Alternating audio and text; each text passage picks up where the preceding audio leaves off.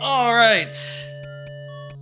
Hello, everyone. Hello, all y'all. I see a couple people in chat. That's very good. I see a couple people in the queue. Also good. The same people in chat as in queue, I suppose. Also more that are just like viewing, I suppose. Doesn't matter who. How are y'all doing? It is Friday. Haven't streamed since Monday, since I did a big stream last Sunday. I have had a week, I'll say. For my part, it's been a little bit of a hectic week. A lot of early meetings and all that, you know, kind of shit where you get really tired, you know. Not had that much of a much like big long spurts of sleep, you know. I feel like I haven't been able to sleep good all fucking week, unfortunately. Oh, hello, me, SMM2. By the way, thank you for the follow. Styrofoam as well followed while we were getting started. Y'all might have seen that during the thing. Anyway, Anyway, all that doesn't matter. We're back. You know, we are back here. It is time for Mario. It's the weekend. I'm gonna sleep, you know, this weekend. Ideally, I'm gonna sleep in tomorrow. I'm gonna sleep in the next day. It's gonna be a good, nice weekend and exactly what I needed after this week, you know. But first, we gotta play a whole fucking bunch of y'all's levels. That's the plan for tonight. Play a bunch of y'all's levels. I see y'all, have a bunch in. We will get into that, shortly. I'll say, let me say two things up front. First, look at these notifications. Ooh, notifications, they're always good. Gotta scroll through these. I haven't been playing Mario Maker recently, so some had built up. Let me say two things up front about some upcoming streams that I want to do next week.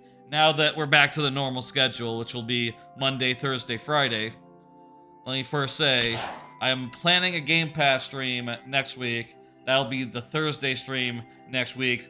Went and downloaded a whole bunch of Game Pass games the other day onto my Xbox, including Redfall, Exo Primal, Ghostwire Tokyo. That was just added to apparently Ghostwire Tokyo and Deathloop.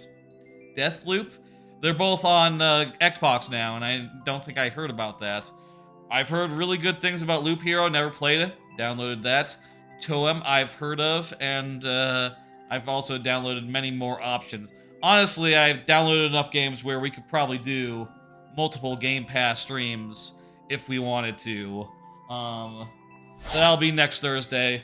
Also, potentially next week, I want to do a making stream. I haven't found the time recently to work on my newest level, my next level, and unfortunately, it's pretty much where it was when you saw it last, which is pretty much not that changed from how it was in the first stream that kicked off the development of it. And I think that this level, I don't have it yet. And honestly, I look at it and I think we need to, like, go back to the drawing board altogether.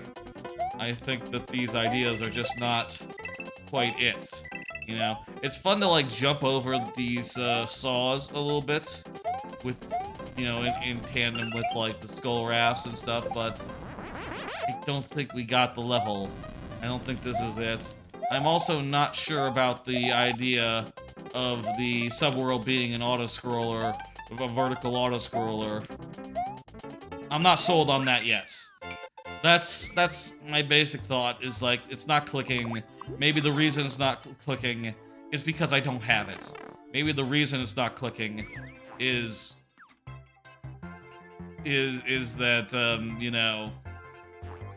Oh, I guess I already deleted this area because I think I'm gonna replace it. But yeah, I think the reason it's not clicking is perhaps that I just have the wrong... what the fuck, I was experimenting with a downward scroll? Whatever. I don't think it's gonna be a downward scroll. That would be weird to do a downward scroll. I don't think I got it yet. I need to do some trial and error. I need to do some experimentation. I need to really iterate on this. One thought I do have is that I don't have any levels that first start with a vertical section and then go to a horizontal section. Maybe that's just like a... Maybe that, like, format is, like, unnatural and it's best to do the vertical stuff as the mix-up versus the, horizontal stuff. But... I don't know. It might be good to do it that way as a change of pace. I don't know. Anyway, next week sometime, hopefully a stream of that. I just realized I didn't grab my phone before starting.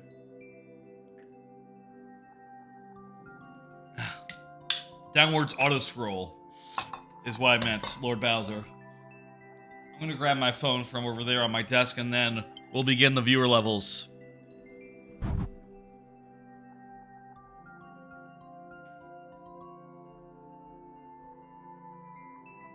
Yep. All right. It's good to see y'all after a long week. Like I said, a lot of long hours and early mornings and just catching sleep whenever I can. Not because I planned it that way. That just ended up being the week that I had, you know, with work and all. I didn't not do a Thursday stream because of work. I didn't do a Thursday stream because I wanted to take a break. See how that turned out. I guess I did manage in the evening to do some stuff that I wouldn't be able to if I had been doing a stream, but, hey, whatever. Anyway! It's viewer level time, folks. Viewer levels proper. That is the time, what it is right now. While we're doing viewer levels, let me tell you how viewer levels work. If you're here when your level comes up, I give it the full time of day, which means 15 minutes plus 5 last tries if that's not enough. If you're not here, we still do the level, but we do so in very nearly but not quite sudden death. We only have 2 tries to beat the level, refreshing a checkpoint, so that's the way we do things. Sort of a nice little compromise between playing more levels and prioritizing the people who are here.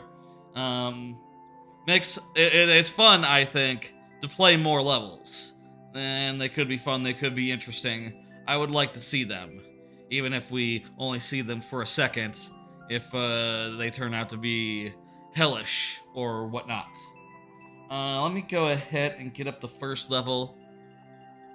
Open up the full thing and then hit next. And it's Highway. Highway just said you were trying to finish a good power-up SMA 3 level at the moment. Hoping you'd have it done prior, but find you can't rush it. So you're having trouble clear checking or just with the design? Either way, you know, hey, there's always next week, you know. Hey.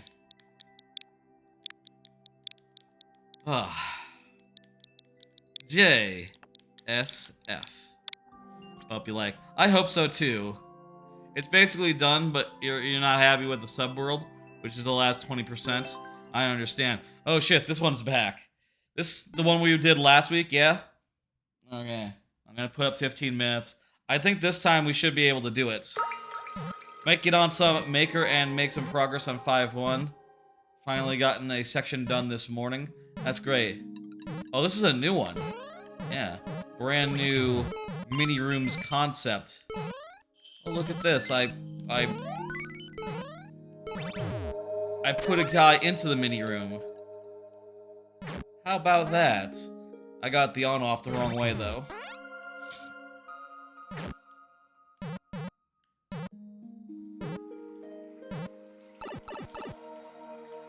Oh, let me set the timer.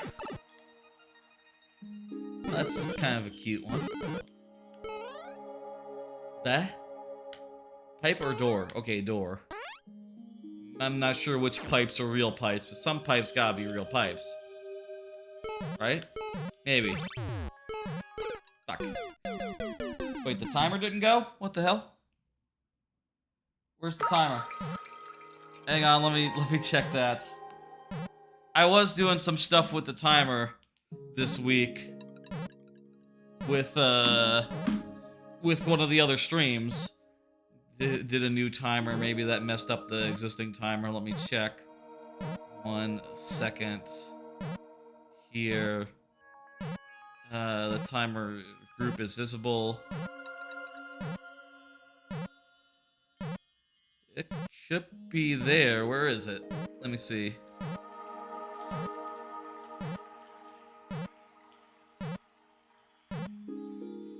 That's weird.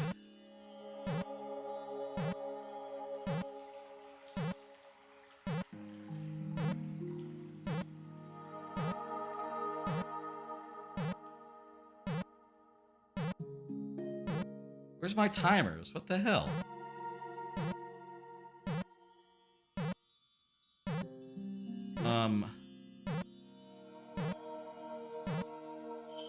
That is bizarre. My timers are not working. Let me see. Properties.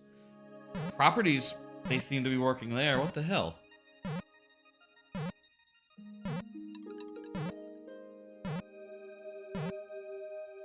That's bizarre.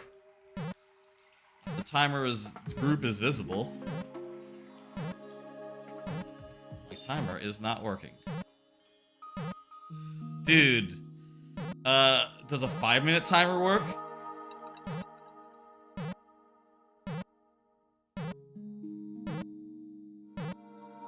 No.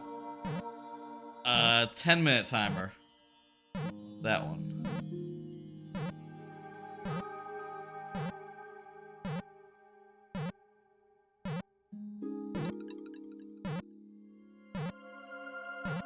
Well, this is bizarre.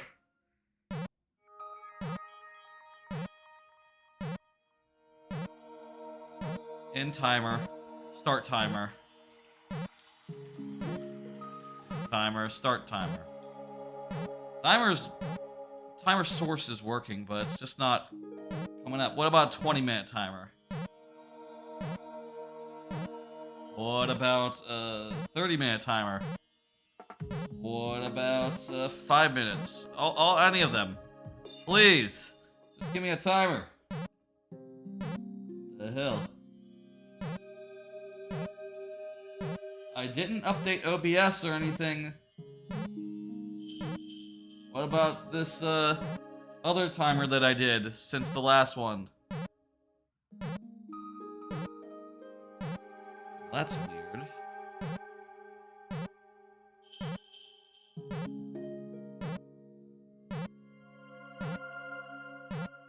Oh, there they are. Somehow the source just got all messed up.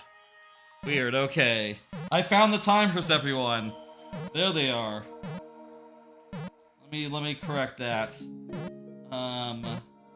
15 minutes. And it should be like, yeah, like there, I guess.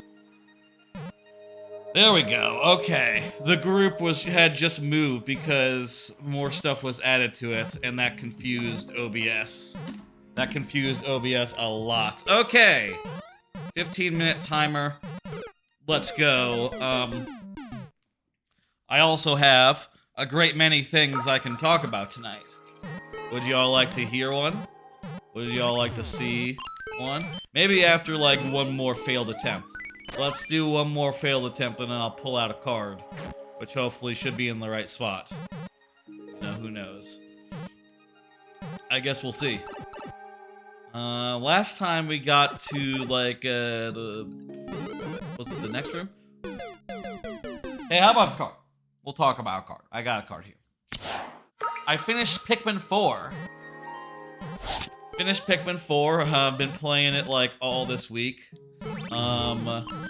You know, I guess a lot of the time I spent, like, not working or sleeping or watching anime or Sopranos or, you know, doing things. Actually, I did a lot other than sleep and work, I'll say. In fact, like, I probably did more of other things than sleep. But one of the things I did was play a whole lot of Pikmin 4. Oh, and I'll say, actually, I did do a lot of Pikmin 4 while watching Sopranos, actually, so those two kind of overlapped a little bit. Um, Hell of a game. I fucking loved it. It was really hard to put down, you know, until I collected everything, killed every enemy, did every side mode, um, any like optional challenge. And I'll say there were some legitimately difficult parts in that game, that you get to in time, and those parts were really cool and or felt original as well. They were a good goddamn challenge, and I quite enjoyed the hell out of them. I will say, I do think that game has some rough edges. Like, I did sour on the Dandori battle modes as part of the campaign. I think that they're fun in a multiplayer context, but in the context of you have to win to beat the game and to move on to the next level, I found those things to be frustrating. They're very much just like, oh, it's like if Pikmin were a Smash Brothers with items game, you know, rather than like organized battle. It's just like chaos. It's pure chaos. There's some RNG. There's like random items like that you collect and activate. You know, like Mario Kart, basically. And I think that those parts really didn't do it for me. Hey, we got farther this time. But it was super fun to explore the levels, and they're bigger than they ever have been. There's more of them than there ever have been. And they all are populated with a bunch of caves, which are full of, like, original ideas and, like, things that are just, like version 2.0 of something you saw in Pikmin 2. And a lot of the, like, level geometry, even, is very much like, holy shit, you know? This just looks like Pikmin 2 down to a T. You know, like, wow, you just copied the geometry of this area. Exactly. Well, I guess even in Pikmin 2, you saw the same, like, geometry multiple times, because a lot of it was, like, proc-gen. So it would make sense that another cave would look exactly like it and have the same layout. And it's almost a thing where it's like, oh man, I know this layout. Oh, that's so cool. You know, it almost feels intentional. Well, I say it is, of course, intentional. Like, they could have made it original if they wanted. It almost feels like a throwback a little bit when you recognize the layout of a cave, and you go like, oh, I know this pipe layout. I've seen it a million times in Pikmin 2, like, repeatedly. Or like, oh, I remember this one. The like submerged castle had a place, you know, in Pikmin 2 where I really got wrecked here. And by God, if, you know, this doesn't concern me, you know, I'll say no more. But again, there are some stuff that approach that Pikmin 2 level of intensity, that Pikmin 2 level of scaredy, of being scared. The quality of life stuff make it so that you're never that out of sorts or that disadvantaged, you know? You can just, at any time, put all your Pikmin onto Ochi, and that means that you don't have to worry about them, like, falling off an edge, or, like, falling behind or anything. Which, turns out, makes a lot of Pikmin management, like, the most easy thing in the world. But that does also limit your ability to, like, charge your Pikmin, which, you know, is a little bit of a trade-off for that, which I think is nice. Anyway, as far as rough edges, another thing that I found that was, a little frustrating was that, it's very, very, very late in the game where you end up getting all the onions, all the, like, non-main onions. You know, from the demo, you might be, or from the first level, you might be expecting to be like, okay, 2 onions per world until we got them all. But no, they like, hold off on giving you all of them, and they make you work for it. Which I do think is commendable, and I, you know, found the challenges to get those really satisfying, but then after I got them, I was like, okay, let's go, let's raise an army. And then I realized, like, wait, I've killed every enemy in the latest world, so I guess I have to go back to a previous world. And then I realized, like, oh,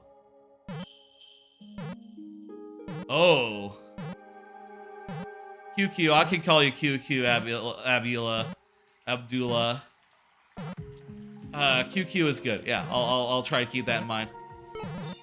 You get back to a previous world and you realize, like, oh, enemies don't respawn in this game.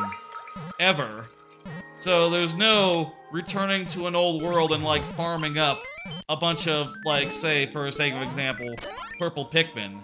You know, there'll just be pellet posies around, which kind of sucks. I guess it's an issue of, like, okay, well, the last thing you do in the game is unlock several of the best abilities and, like, several of the best, like, items in the game. And you just are sitting there thinking, like, okay, I now have a thing that lets me do, like, I mean, it's not a spoiler. I don't think the lineup whistle is a spoiler. Because during the demo, I read the help thing that explained how the lineup whistle works. And it does indeed, like, work like the C-stick from the previous games. I don't think that's a spoiler. It's in the demo tooltips. It's in the tooltips from the first level, I mean. But, like, you only get that, like, at the very, very, very end. Which is, quite unfortunate because, like, okay, literally nothing I can do with this now. But, I think it's a fucking amazing game, and my only want is, like, okay, after I get everything unlocked, I want to have some space where I can use these onions. I want to have some enemies to farm. Honestly, I wanted the opposite of what they did. I want the old levels to, like, repopulate with, like, really, really tough foes, you know? I feel like once all the treasures are gone, and like, the level is practically empty, there's no reason not to just fill them with really, really tough baddies. Really just make it like a harrowing, like, second trip if you want to go back and farm. You just heard the news right now. There's a brand new Fairly Odd Parents project in the works. Cosmo's actor reveals. Huh. I watched a fair amount of that show as a kid. That was definitely in the era where I was still watching, like, was that Nicktoon or was that Cartoon Network? I probably didn't see all of it. I don't know if I saw, like, all of it or if I had ducked out by that point, you know? You get to a certain time in childhood where, at least I did, where it's like, okay, well, everyone else seems to have stopped watching cartoons. So I guess I need to stop watching cartoons. I can't believe you knew Butch Hartman conceived Nickelodeon. I'm not sure who that is. What they're known for. A cartoon YouTuber told you that. That's interesting. That's cool. I'll say a couple more things of Pikmin 4. Hello. Artzik. He's the creator of Fairly Odd Parents. Ah, gotcha. I'll say one more thing about Pikmin 4. Hello. I'll say one more thing about Pikmin 4. I'll talk about the Pikmin, the new Pikmin introduced in this game. Actually, I'll talk about that and then maybe, like, a couple more things. I think the Ice Pikmin were fantastic. The Ice Pikmin with their, like, immunity to ice and, like, their ability to freeze water and also enemies. It's just a really powerful ability. Has, like, really cool applications as far as, like, you know, if you freeze an enemy that's in midair, it just immediately shatters, so that ends up making those guys, like, basically anti-air specialists, which is pretty damn cool, I think. They also sort of work like White Pikmin, where if an enemy eats an Ice Pikmin, they get frozen a little bit, which is pretty cool. Also made SpongeBob and Lincoln Loud. Butch Hartman. Yeah, I'm not familiar with Lincoln Loud. That was after my time. That was way after my time. SpongeBob, though. Hell yeah, I know SpongeBob. As far as, like, my time with cartoons, the, like, borderline show that was, like, just at the end, where, like, I maybe watched a couple, like, a season or a couple episodes or so, was, the Monsters show. Not real monsters, The imaginary friend house fosters mouse for imaginary friends. That's my borderline. Anyway, the ice Pikmin, fantastic. Loved using them. The ability to freeze water really made it so that you could use them to, like, not use blues in some cases, right? We're like, oh, I have an army that's mostly not blue, and they need to, like, carry things over water. Just freeze the water, and they'll just go right the fuck over it. He's had some elitist comments. I always says that Butch has some views that are a little off-putting. Okay, I don't know the man. Anyway. Even our boy Timmy Turner is an average kid. Yes, that is true. Timmy Turner and Lincoln Loud and all the others lived long enough to see themselves become the villains. Did they? Is that a thing that happened? He's pretty infamous. Okay. Is he, like, you know, canceled, in other words? Plagiarized others' art commissions. That's not good. That's fucked up. I'm beginning to think this man is not as cool. Maybe the rest of the writing team is cool, though, on SpongeBob and the other ones, you know. Fuck. I'll save the Glow Pikmin. I think the Glow Pikmin are fantastic for the new mode that was made for them. You know, in that mode, you're sort of just, like, encouraged to just farm Glow Pikmin and then, like, defend some bases, right? And I think that basic, like, structure, that basic flow is pretty damn good. You know, you really have to hustle to build up an army that's, like, robust enough to deal with all the enemies and threats that are coming your way. And if you really want to, you can shortcut it by, like, just pulling out some Glow Pikmin out of Hawk, which is a pretty cool little thing. Speaking of pulling Pikmin out of Hawk, you can also just do that in the main, in like, caves. And, like, in the final cave, especially in the game, I did make use of that, putting in some Glow Pikmin in my team. I do think, though, the ability to warp to a partner, or work to a captain, you know, is really invaluable when they are, is really invaluable in the night mission, where you're, like, fighting on two fronts, and you'd, like, do a thing over here. Basically, you just do some defending on one captain, and then switch to the other, and all your army comes with you as you switch. That's pretty handy, like, for, like, defending two fronts. As is their, like, invulnerability to everything, which makes it so that they basically perform as the Bulbmin did in, like, Pikmin 2.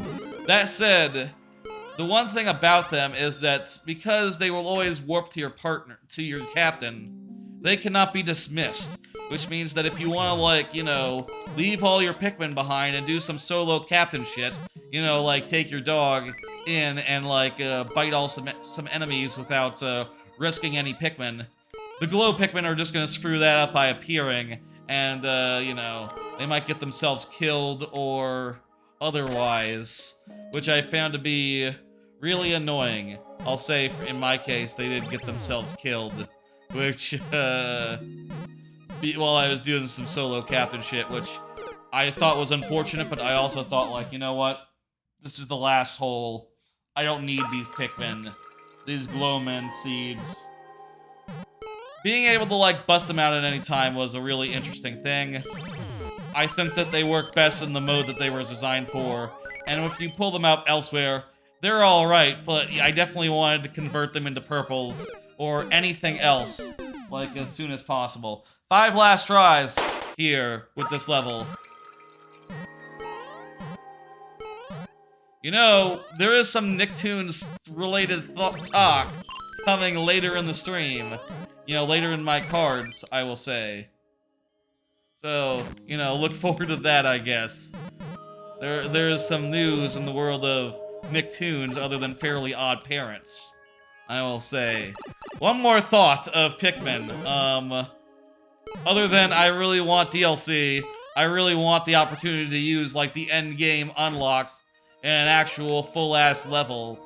Or, you know, at the very least, it doesn't have to be a whole new level. Just, like, add a new mode that is, like, a new game plus or something.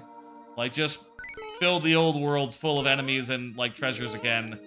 I would be down for that. Like, really tough enemies, too. Like, really make it hard.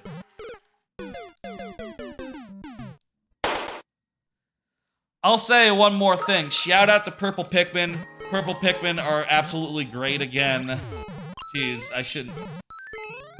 That sounds like a, you know, like the guy from Politics. Purple Pikmin are absolutely like the strongest thing alive in Pikmin 4, possibly excluding Oachi. Excluding Oachi, Purple Pikmin, they just fucking wreck house. They're great. I really enjoyed having Purple Pikmin back, and they are just as reliable as they ever were. Pink Pikmin, the flying Pikmin, unfortunately a little weaker, I think. I think they were really nerfed. They don't really take as many shortcuts as they once did in Pikmin 3, and you really don't get that many of them where you can really take advantage of them throughout the game, unfortunately, until, like, the end game. Oh, just going under is way easier.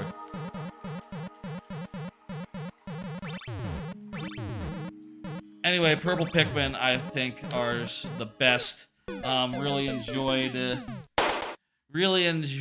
using them again, and I hope to see them again in the next full Pikmin game.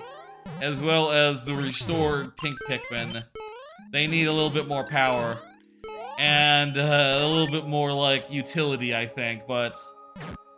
Still, fucking hell of a game. I think it might be the best Pikmin game. I think Pikmin 3 is, like, more perfect, but I think it has fewer flaws. But I think Pikmin 4 has a lot more, like, heft, a lot more length, a lot more, like, compelling content, and a lot more, like, strength, you know? I would say that Pikmin 3 is closer to perfection, but Pikmin 4 just has, like, so much more to offer. Which I would highly recommend. Hey, check out the demo if you're not sure, if you haven't played those games before. Maybe. We have 2 tries left, by the way.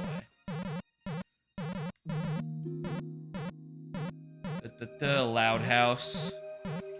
I only heard of Lincoln Loud when I played a certain platform fighter for the first time. Wait. I've been in here. Wait. I'm confused. No, this is... Wait, is this new? Oh, this is new. Okay. Happy a lot of... thanks a lot, Cosmo voice actor, for revealing it. Yeah, that's nice. You know, fuck! I feel like we were so close there. It's nice to know things. You know? It's nice to know things, I'll say that.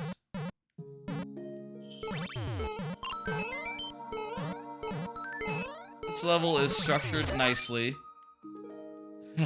But it does take a while to get through. That's just how it is. We got 1 try left. Let's make it count. I'll say this works similarly to in the lightning round, where if I got a checkpoint, that would refresh, but I didn't do that. So, thank you for the level. Liked it. I'm sure I'll get another crack at it eventually. I'll say, if anyone wants to resubmit levels tonight, or anytime, you're free to do so. In the lightning round, outside the lightning round, now or later, whatever you like. You feel free to submit anytime while we're open. Any level that hasn't been cleared, etc., etc. Next. Lord Bowser.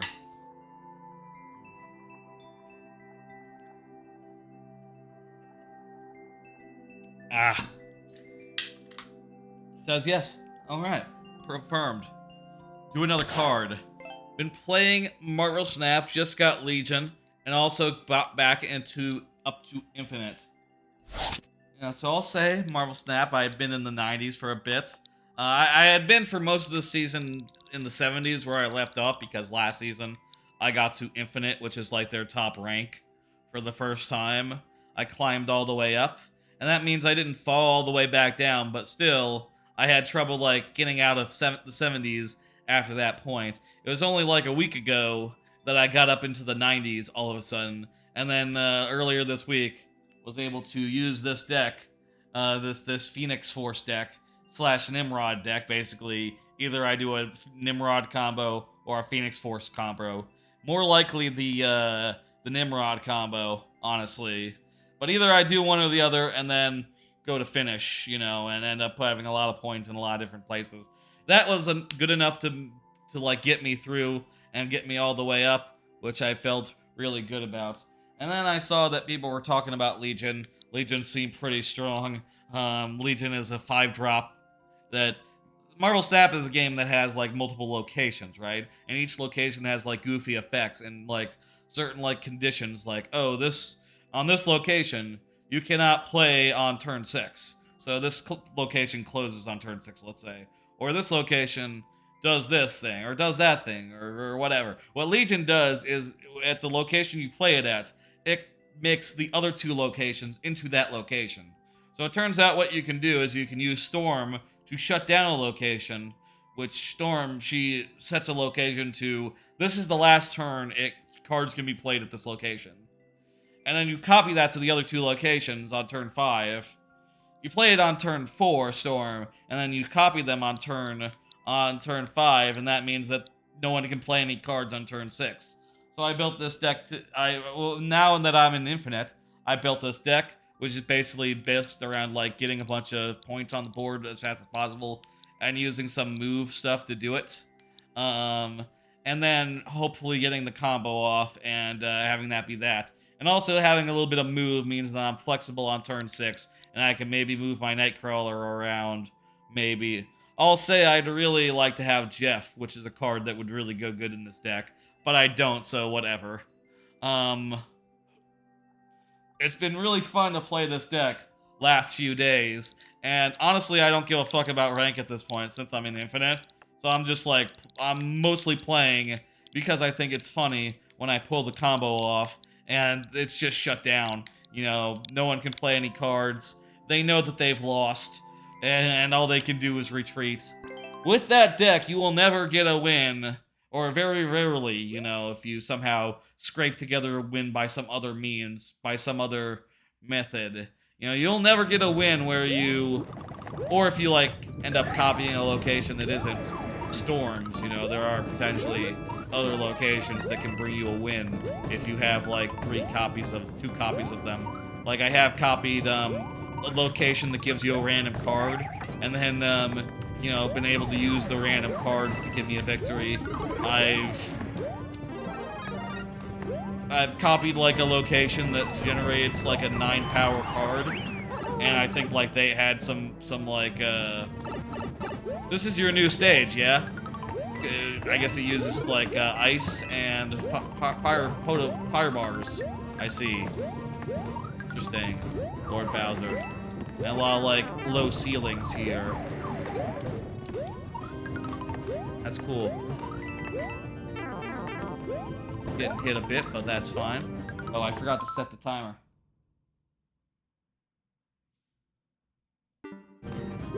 Bubble Guppies.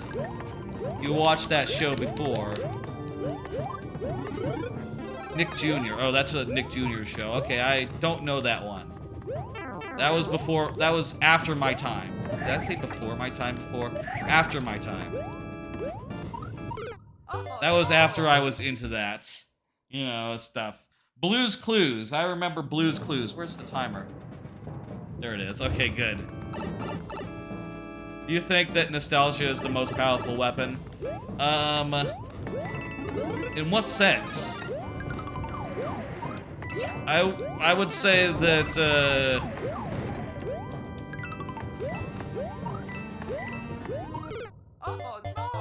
That's a weird question. The most powerful weapon on the internet. Nostalgia. My gut reaction says, like, it's probably racism is the most powerful weapon on the internet. That's a weird thing to say. You know, it's probably like, refusing to listen to people is the most powerful weapon on the internet. Denial. Not giving other people the time of day, you know.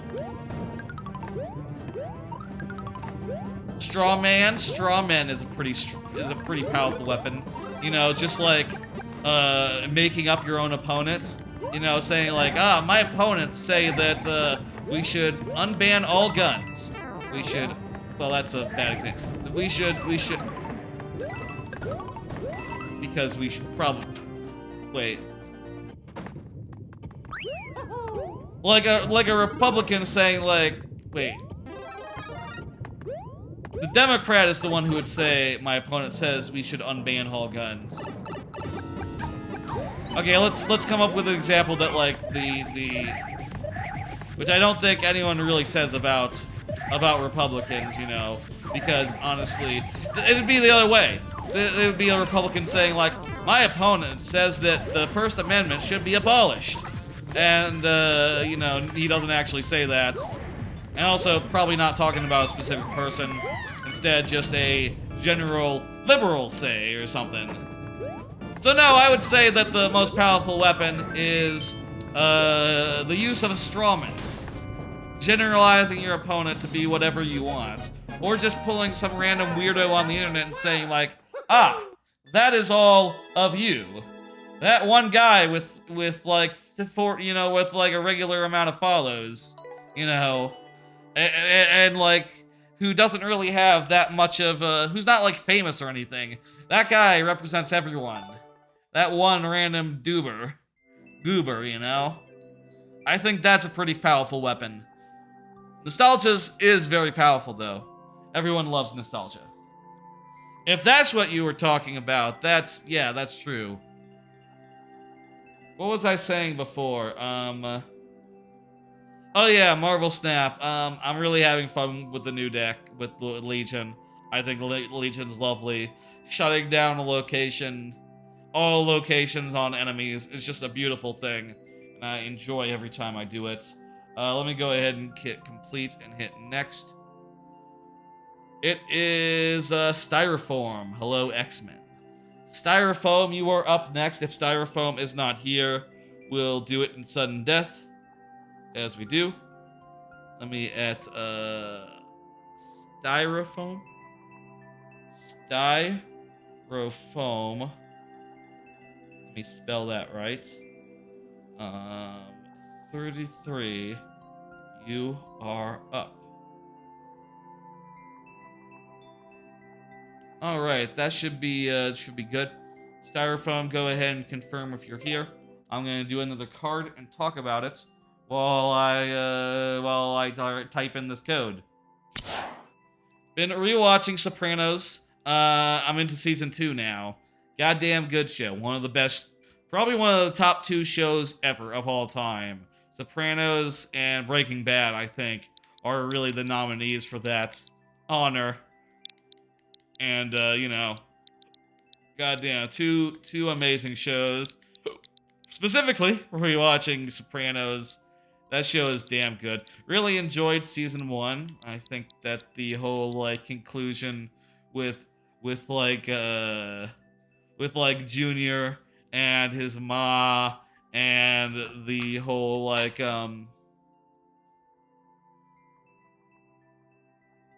all that stuff is wonderful. I think it has some of the best episodes in the end. Like, I love the Telltale Musadell. That episode is phenomenal, where Christopher is just going off the rails. It's just like, you know, he's got his case of cowboy-itis. He's trying to get caught, as Tony puts it. That's just a wonderful scene, and the closest that, you know, Chrissy has ever come to, like, getting help. You know, as far as, like, therapeutic help. I guess he later goes into rehab. It's kind of getting help, but not in the same way that, like, Tony does. I'm gonna hit, let's just do the Super World. How about that? And I'll pull up the thing. Sudden death, because on account of Styrofoam isn't here, we're gonna do sudden death. So yeah, I've gone into season 2 now. I love season 2. And rewatch. Before going in, I was a little bit like skeptical because I did remember like Richie April being a big part of that season. I think he's kind of a weak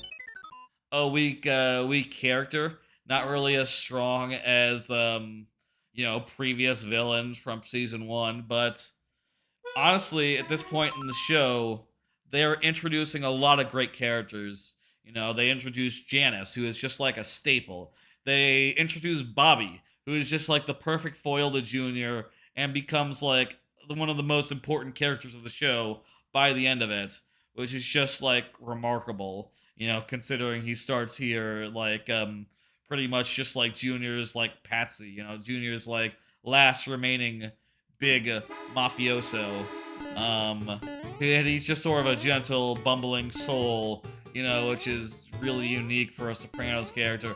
That's probably why he ended up, like, rising to the ranks that he did. Also because Pussy died, I guess. Spoilers. And yeah, this season, has a lot of stuff with Pussy. And, it's sort of his villain arc. Him and Tony at odds and, dealing with his, betrayal of this thing. I'll say again, I think that Pussy is the best informant that ever been on the show. That doesn't count. I'm not going to count that. I'm just talking. I'm not going to count that one.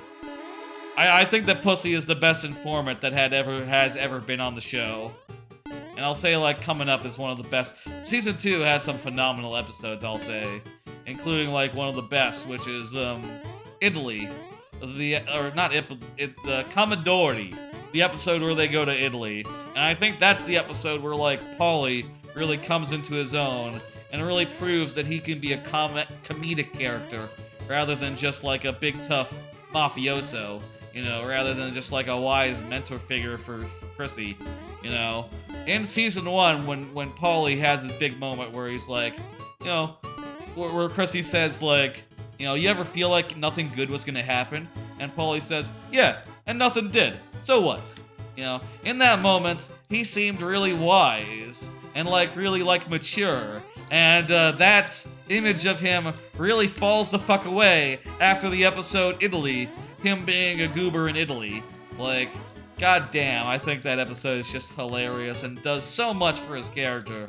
It would come back and it really complicates. Making him a comedic character really complicates the relationship too between Chrissy and Paulie, because now Chrissy, he's not like a perfect mentor. He's just sort of like a tough, big, dumb, tough guy.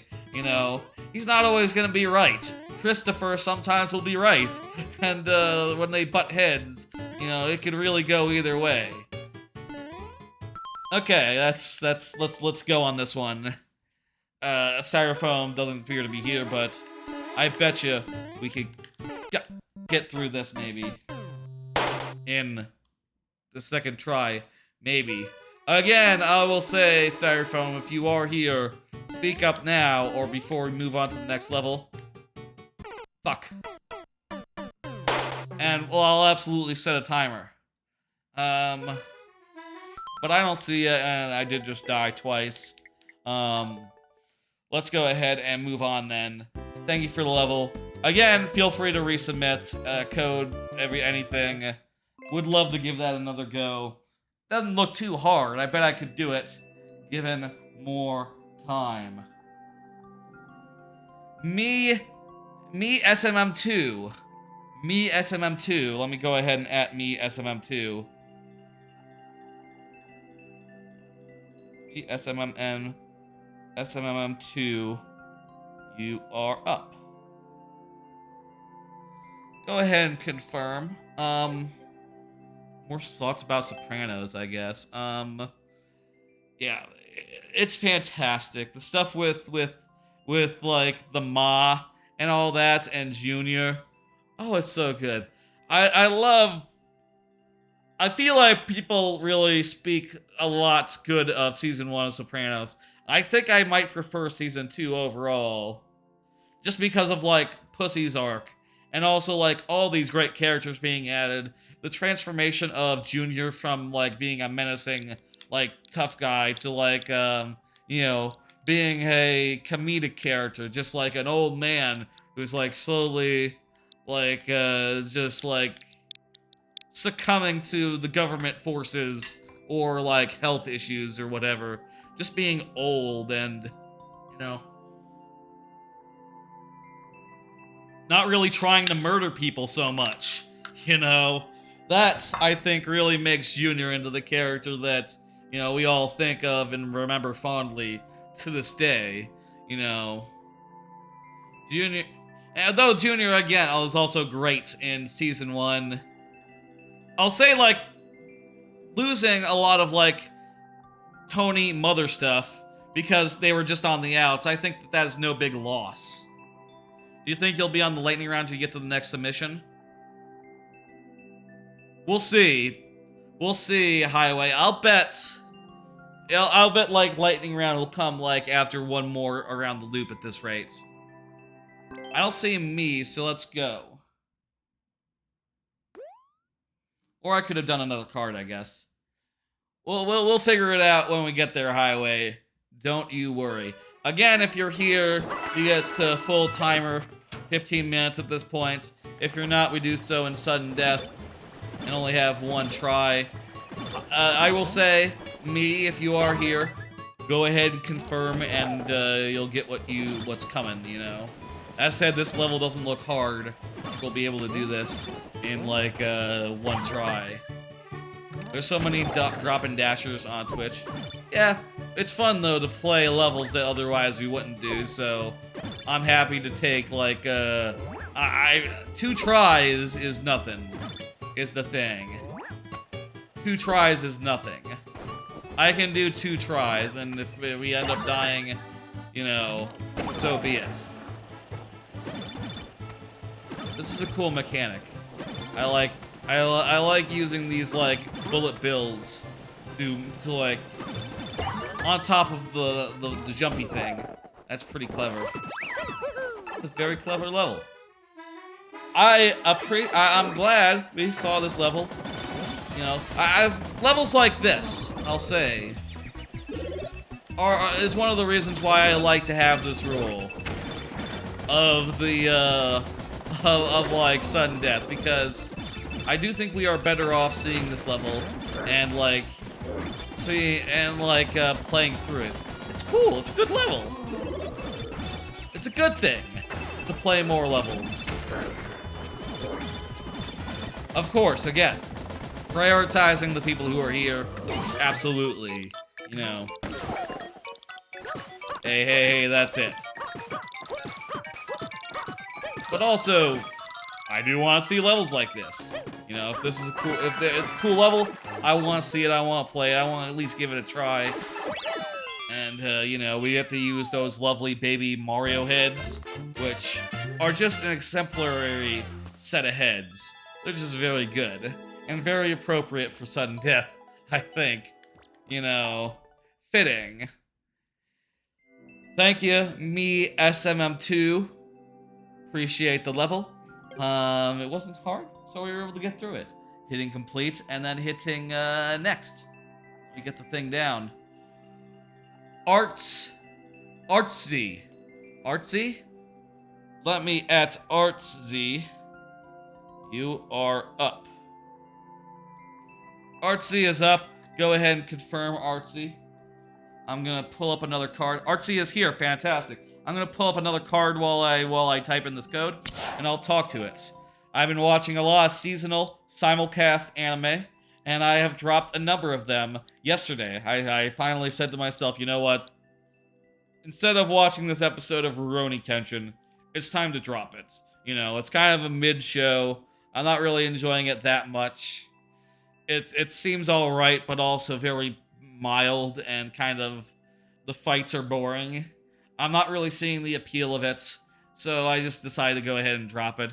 Also, drop my unique skill, makes me OP at level 1, which was kind of trashy, and you know, morbid curiosity was keeping me in on that, like just to see like how weird and how like off base it could get. You know, it's sort of like an RPG show about like a guy in an RPG type world, except it doesn't work like no RPG I've ever seen, where like all the characters have like a level cap and like stats that determine like what kind of things drop from enemies, which isn't a thing. That's not how it works. A luck stat is a thing, but like a drop stat, like, oh, I'm more likely to get vegetables as drops because I have A in vegetables. Like, what the fuck? No RPG ever made has ever had that system. Shut up. Um, and also very trashy and low quality as well. But finally dropping that, and also dropped Classrooms for Heroes, which had been getting trashier every episode. I'm also thinking about dropping Am I Actually the Strongest? That show did not have an episode last week, so it's been like a whole 2 weeks since the last episode I saw, so I'm not really in the right headspace to drop it. But tomorrow, when I watch the new episode, maybe I'll say to myself, like, okay, this is mediocre enough where just go ahead and take it off the list. It's on Saturday too, which is a busy day. That seems very droppable. I also did think about dropping Sweet Reincarnation, but I think when that show isn't doing action stuff, it's very good. When it's just like about a guy who's in a fantasy world and he wants to make cakes. Like, that's great. And I think like if it continues to alternate between like sweets and the other stuff, it'll be like a solid 3 out of 5. For being like literally half good. But that's where I stand on the simulcast animes right now. Well, I'd say that's where I stand. I guess I'm not showing a full list. I don't have a full list prepared at this moment to show, other than I could pull up my AniList profile, maybe. Why don't we do that? You know what? I'll do that after the next thing. But I think like after I drop or not drop that last show. After I drop or not drop that last show, Am I Actually the Strongest? I have, like, the list all locked down for this season, which is pretty good, you know? You want to lock that down, you want to get that all decided. You definitely don't want to have that, like, be up in the air for too long, you know? Or to just end up going with shows that are mediocre and just watching them to the end, you know? Probably should more be watching the good stuff, actually. You know, and there is good stuff this season. I think there's a lot of good stuff this season. I did during the last stream what I called the anime hour, where I just like talked about each of the oh shit, I see where this is going. Where I talked about all the shows I've been watching in turn, one after another, over the course of an hour, and I went into detail on each one. So I guess that's like the main like anime recap. You know, you can go find that VOD on YouTube. The anime hour is marked, and if you want to know what I think of like 20-something animes from this season, you can watch that. You know, that one section. Which, by the way, that stream was the Rare Roulette. Played like 7 rare games, switching every 1 to 2 minutes. So you'll also see during that section a whole lot of Minecart Mayhem, a whole lot of like a whole lot of Banjo-Tooie. A bunch of my favorite games of all time, really. Plus, it's Mr. Pants. That was a hell of a good stream. I'm really glad we finally did that. After, you know, setting it as the goal for 500 followers. Just getting there like a week ago. It's good. It was a very good stream. Do we need to like land on the thing and then run to the right, maybe?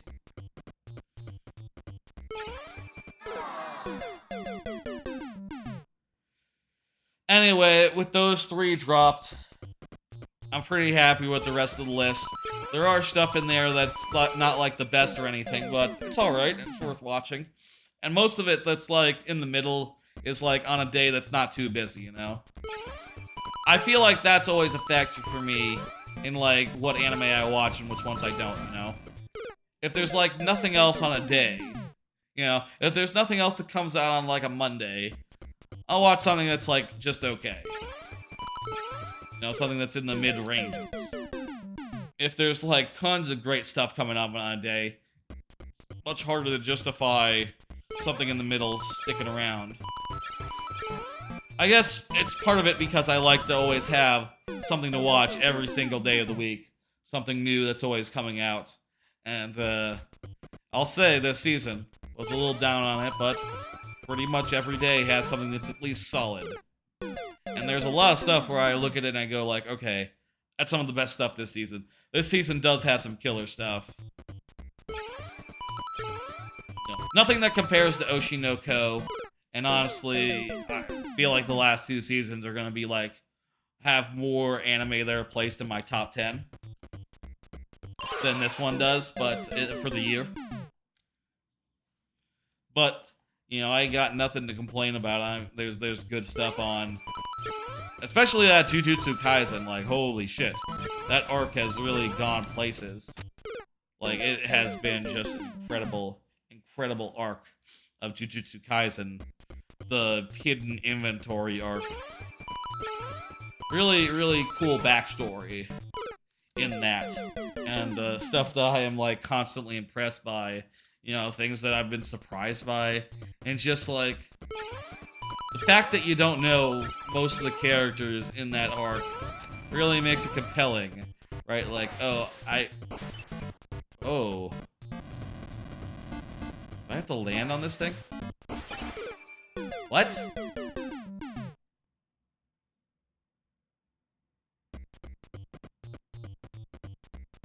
Really makes it compelling because, like, yeah, I don't know who's gonna live and who's gonna die by the end of this.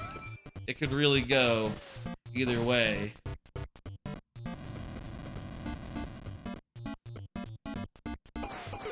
Eh? Oh, you know, I need to, like, go to the right and then hold down. You can make the jump in one go. Okay. So we don't have to hold back so much. We just have to, like, get to the wall and then stop on a dime. Good to know. That helps. Artsick. Artsicky. I can see on the UI, the HUD, there's an I after there. For some reason harder to see on the Twitch chat on OBS. I think we're jumping too early. I think that's the problem here.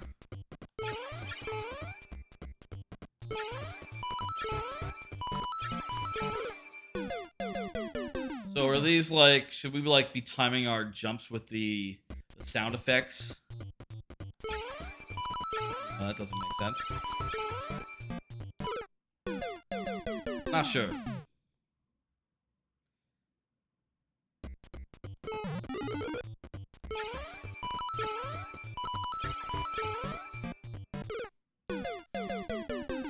I'm not gonna put it on screen, but let me just read through the list of animes that I'm watching for this season. Just in the reverse order of like the last episode, last updated. Jujutsu Kaisen Season 2, Devil is a Devil Part-Timer Season 2, Spy Classroom Season 2, Undead Murder Farce, Saint Cecilia and Pastor Lawrence, My Happy Marriage, Reborning as Vending Machine, I Now Wander the Dungeon, Tony Kawa, Over the Moon for You, High School Days, Help, The Girl I Like Forgot Her Glasses, The Dreaming Boy is a Realist, Malevolent Spirit, Monogatari, Core 2, Level 1 Demon Lord and One Room Hero, Dark Gathering, Zom 100, Bucket List of the Dead, Horimiya, The Missing Pieces, Mixed Messai Story Season 2, The Masterful Cat is Depressed Again Today, The Gene AI, Rent a Girlfriend Season 3, My Tiny Senpai, and The Reign of the Seven Spellblades. And Sweet Reincarnation and Am I Actually the Strongest are still kind of on the chopping block, but I think Sweet Reincarnation, I'm gonna give the go-ahead. There's enough that's good about that show where I think it'll they'll probably swing a 3 out of 5. If not a 4 out of 5 for having, like, really boring action.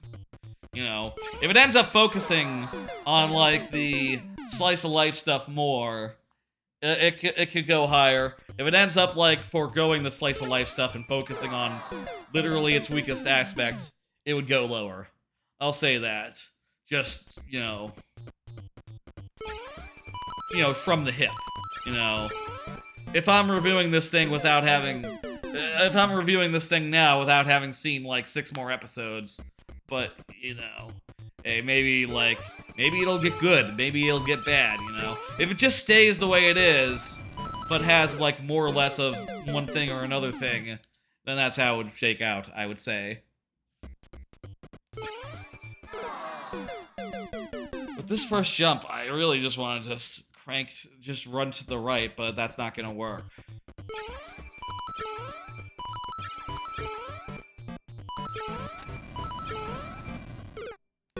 As for the best things this season, best things this season. Let me see if I can, put together a list. As far as returning shows go, I think Jujutsu Kaisen has had a fantastic little arc, and I'm looking forward to being back to, like, the main characters and stuff after, like, the next episode, I think. This arc has been one of the best. Speaking of arcs that are among the best, the ONA of Tonikawa has been fantastic. Has been, like, better, I think, than Season 2 has been. I'll say, like, the second episode that came out, that's only a 4-episode little special every 2 weeks. The second episode was great. Didn't have as much of the high school stuff as I expected, but still really enjoying it. And I think it's just really nice to just have a fucking handful of more characters in that show. Like, that's great. It's just... yeah, add a bunch of high school girls to the cast who the main character is like, teaching, even though he's, like, only a few years older than they are, and also married. That's the plot of Tonikawa. Young kid gets married, they're newlyweds, and, they're sort of sweet. It's sort of a sweet pairing, what you like to see. They're cute together. And also, he's really smart. As far as new shows, Bending Isekai, surprisingly great. Undead Murder Force, up there. Zom 100, hell of a thing. I think Helk might be up there as well. Helk is in that ballpark. It's at least the next best thing to like, S tier. Maybe more like A+ in the end, but... goddamn if Helk's pretty fun. Helk's pretty funny. I guess we'll see, like, as it becomes, like, less of a comedy show and more of a shonen with some jokes in it. We'll see how it makes that transition. I've been really impressed with Spellblades so far, and also I hear that Spellblades has, like, some sort of big hook that's, like, coming in the next episode or 2 or 3. And once that hits, I'm ready to be wowed. People are building that up in my head, telling me things like, oh, the show's okay, you like the characters and all, but the hook is what hooks people. And that's, like, still a coming. I think that has a ton of potential. It's sort of,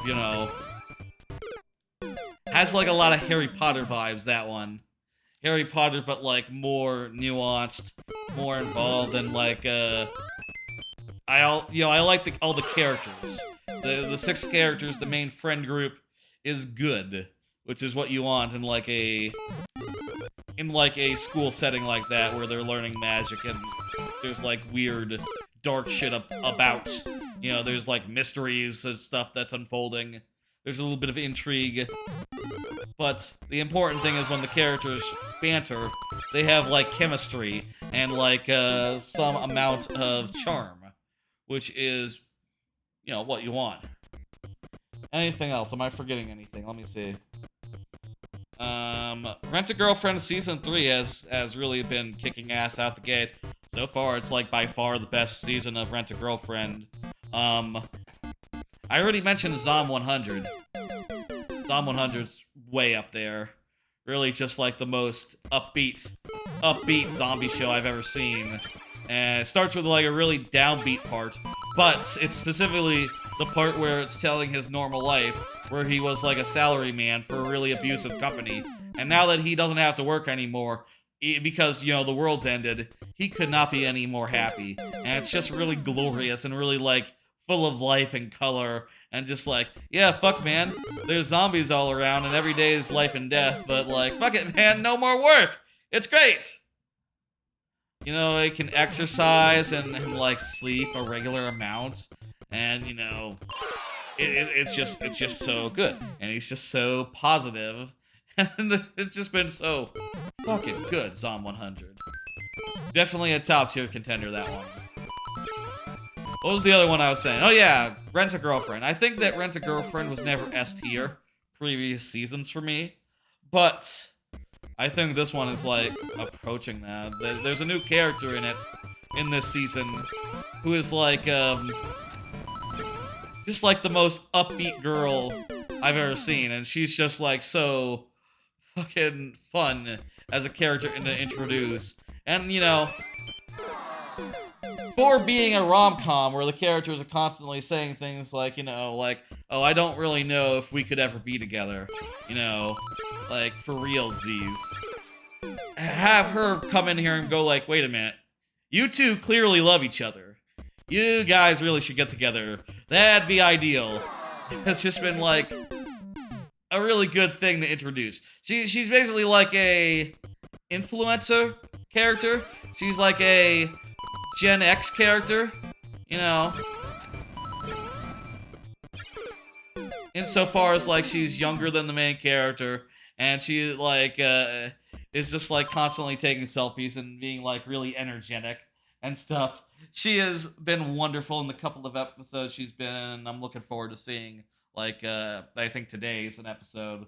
I'm looking forward to seeing today's episode and seeing more of her just rising, pulling up that show a bit. Yeah, that's what I would say the top tier shows are this season. There's other stuff that's probably like A+, but that's not, you know.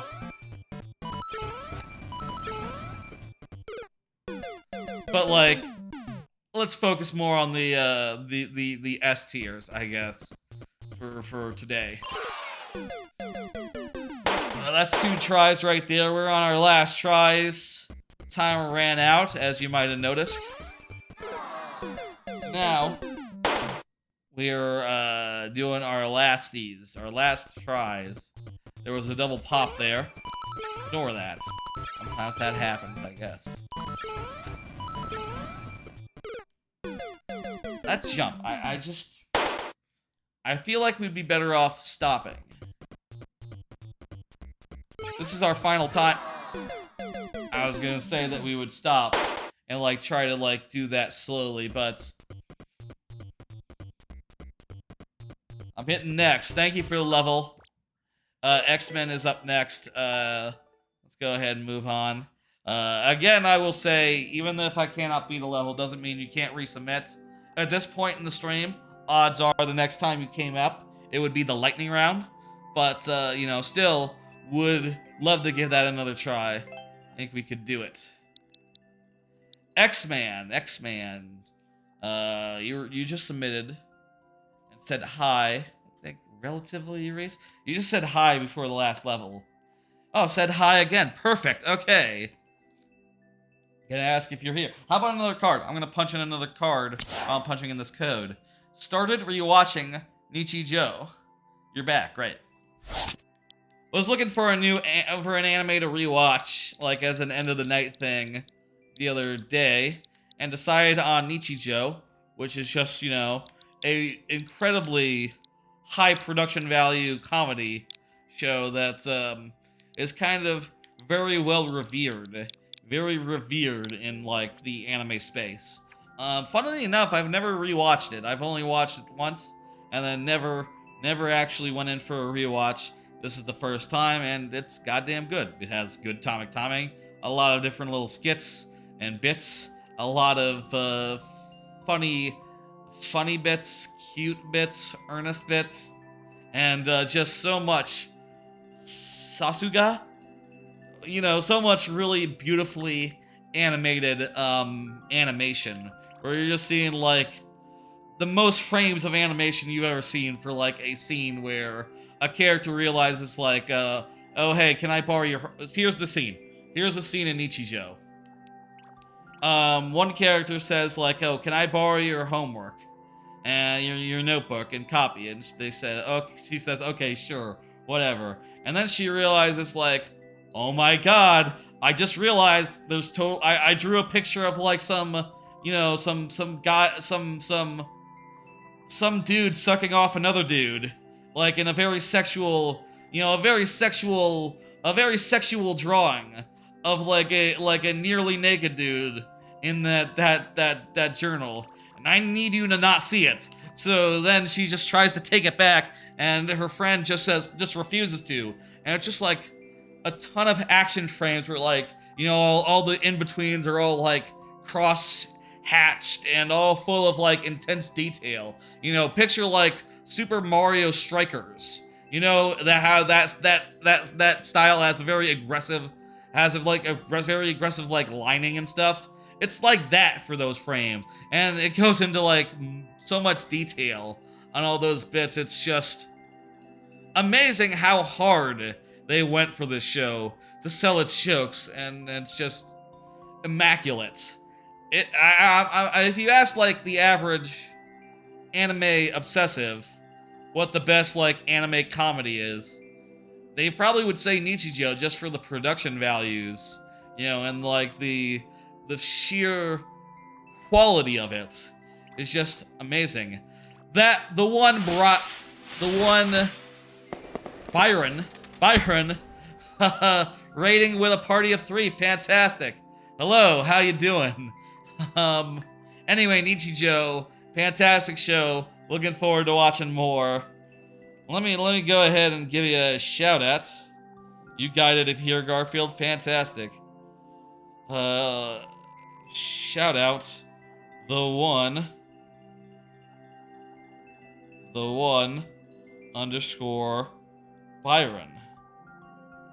Or are you playing Toy Story 2? Buzz Lightyear to the rescue. Hell yeah, I had that game on the N64. Had that game. Is that the N64 version, Byron? I had that. It's a very passable 3D platformer. Like a solid. Off the top of my head, I don't remember what I did. What I gave it, the N64 version. There we go. I either gave it. Let me look. It was the Dreamcast version. It's probably still the same though, right? I think I either gave it a 3 out of 5 or a 4 out of 5. Toy Story 2, Buzz Lightyear to the rescue. 3 out of 5. Yeah, okay. It's a decent enough 3D platformer. Pretty good. Up there with like Glover as far as like a little bit janky, a little bit weird, but oh, and I'm gonna go ahead and shoot you a follow the one, Byron. Jeez, here we go. Well, bam. Thank you for the raid. The almost Leto level is what X-Men recommends. Okay, we can do that. Let's go. What we're doing here tonight, if you don't know, if you can't like inferent, is we're doing viewer levels. Levels from the viewers. And I got a 15-minute timer, and everyone who's here, and if you're here, yeah, you get the full time a day, plus five last tries if that's not enough. And also, hey, if there's a level like this level, if we're just like dying for 15 minutes, I will pull a card that has a thing I want to talk about.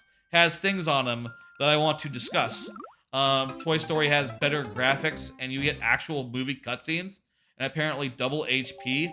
Weird. It must have come out like years later then, yeah? Maybe not years later, but like not at the same time then. Since this game is multiplayer, we could do online games. Which game? This game? I mean, I could. I'll say I've never done very seldomly done any multiplayer in Mario Maker. I'm more of a... I love the single player in Mario Maker, you know? A good level to me... And I guess this is my bias because I can only design levels single player. You know, I've never had the opportunity to, like, truly test what a level would be like, you know, with a second player. Hey, we made it to a checkpoint. That's great. Hell yeah. But,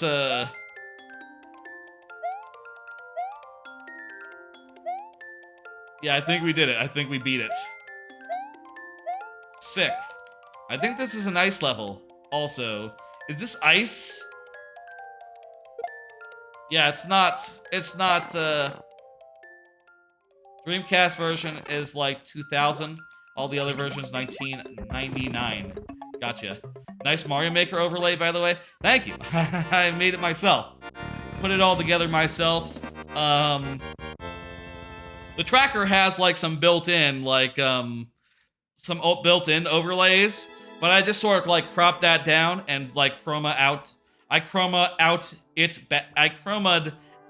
background and made it into a lovely custom doohickey. Also, look, I can do this. If I just want to open and close the queue, I hit a button and as it goes from queue is open to queue is closed.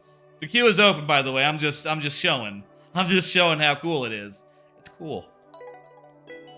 Thank you for the level. I'm gonna hit complete, and I'm gonna hit next. Well, that was a maker code, so complete isn't really needed. Highway, you are up next. I'm gonna end timer. I got another card here. I also started watching Run with the Wind. Run with the Wind is a anime about a guy it's about like a dorm where there's like 10 boys and they all have to join like a running team.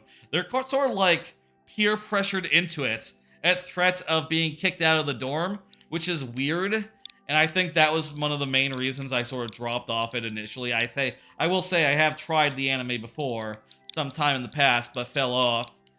But since a podcast that I follow, Chance Ball, is like doing is like watching it now and like talking through it 2 episodes at a time.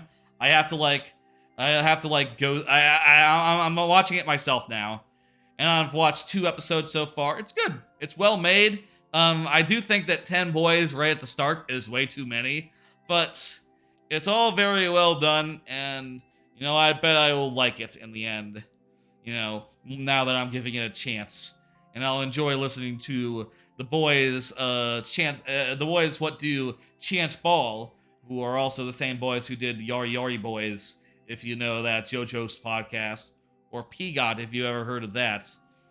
Probably like Yari Yari Boys is the one I hear people, I've heard people talking about outside of, that was the one I first heard about of theirs, Yari Yari Boys. They're JoJo's podcast, but Chance Ball is a sports anime podcast. It's good, and I like to hear it. Have I told you about the Kirby anime? What's up, Garfield? What's up with the Kirby anime? You tell me.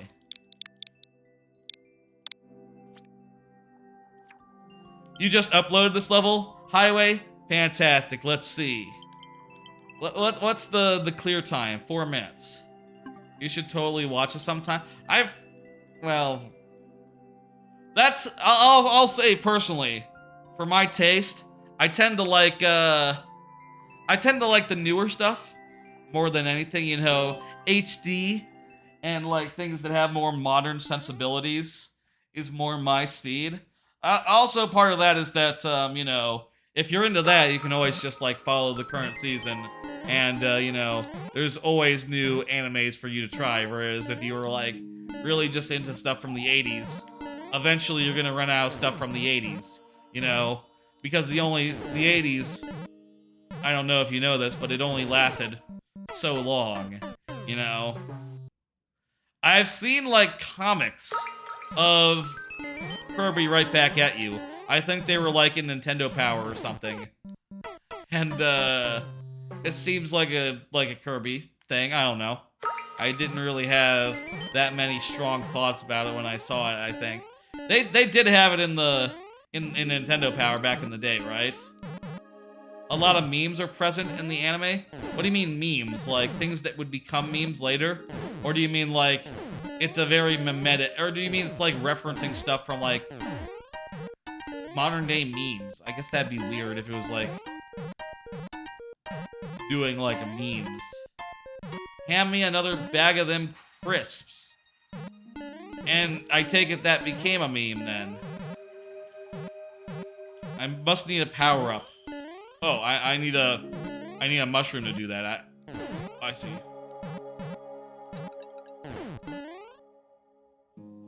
Those cannonballs are really dangerous. Jeez, like they can really like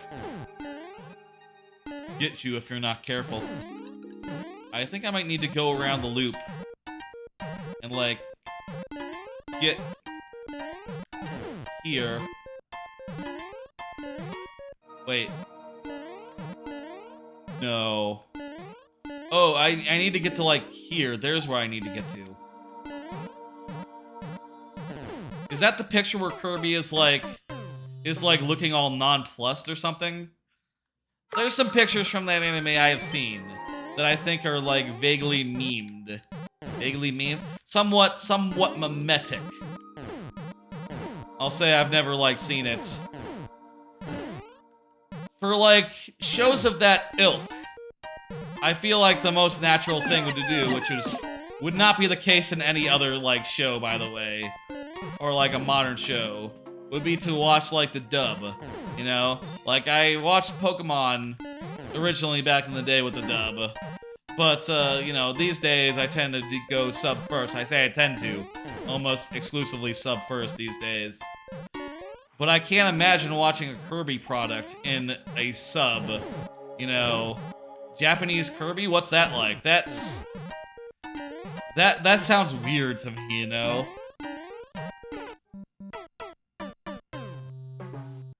Maybe that's like a thing, you know, like, maybe it makes sense to like to approach different like examples of the medium in different ways, right? Like Kirby, for instance.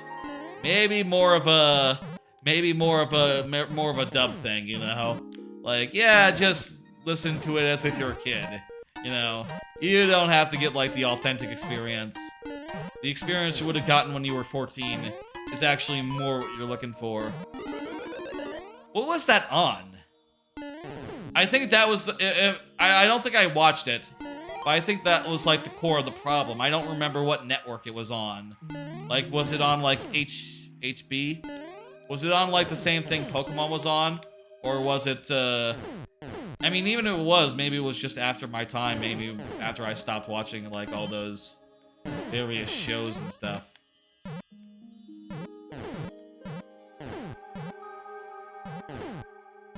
It was on 4Kids, formerly known as Foxbox.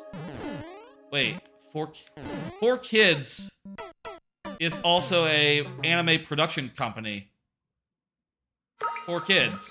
I mean, anime. It's also the company, right? Okay, it is also the company, but also it's a Fox segment. So wait, they branded a Fox anime section with the name of the company 4Kids. 4Kids kind of had like an infamous reputation, didn't they? Of like making things worse. I feel like though, I'll say this, I think it's weird to go to any anime that I watched as a kid dubbed and switch over to the dub, you know? Like, it would be weird for me if I ever, like, switched over to, like, Inuyasha that way.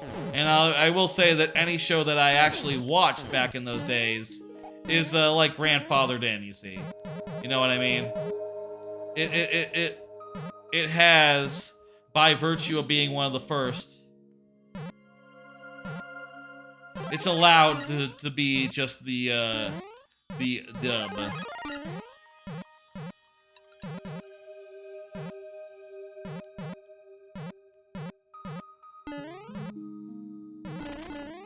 So, like, a lot of stuff that's, even stuff that I didn't necessarily see as a kid, but as, like, a young adult, or, like, as a You know, somewhere in that range, you know? Like, I didn't see... Like, for instance, when I first watched, Full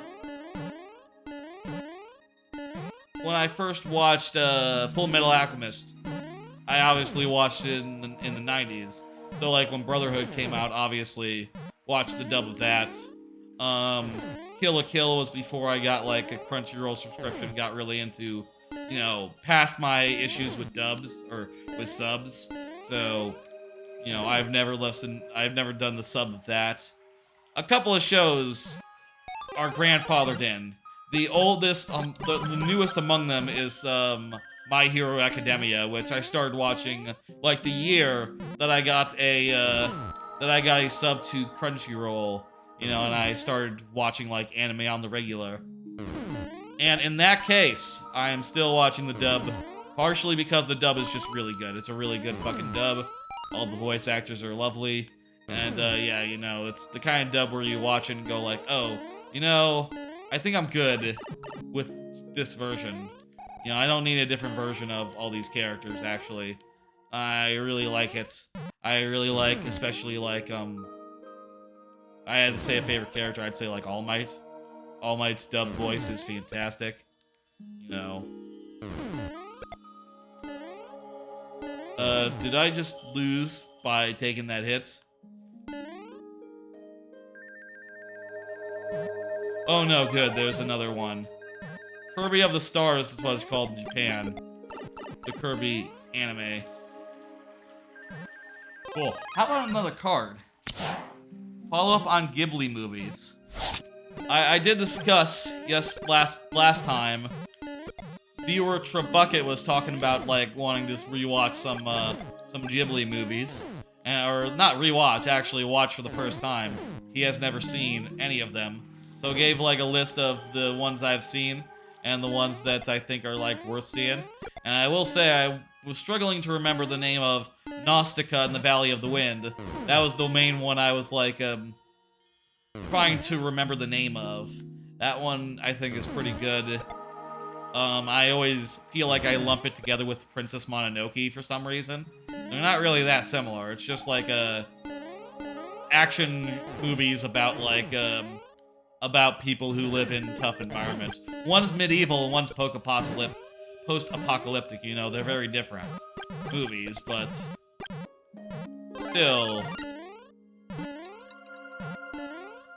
still, I was struggling to, like, remember the difference between them. I'll say again, I think my favorite is Porco Rosso. And, you know, there's a lot of other ones that are just, like, you know, on that tier, pretty much, you know. Just nearly as good. I lost my ability, that's not good. There's what I need it for, too.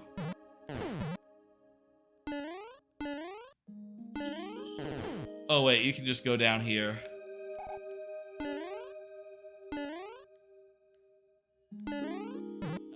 Is there like a switch over here, or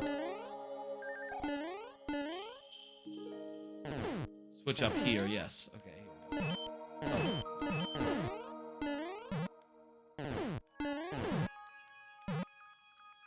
Need to not die right now. We're pretty far in.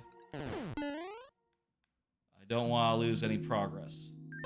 I'll say I have been considering, like, since talking about that and realizing, like, oh, it's been a damn long time since I rewatched any of these movies. You know, I'd like to rewatch them sometime. Maybe, like, all of them even. Or, like, near all of them as possible, you know? Like, I can't remember... For instance, I can't remember the last time I watched, like, Switch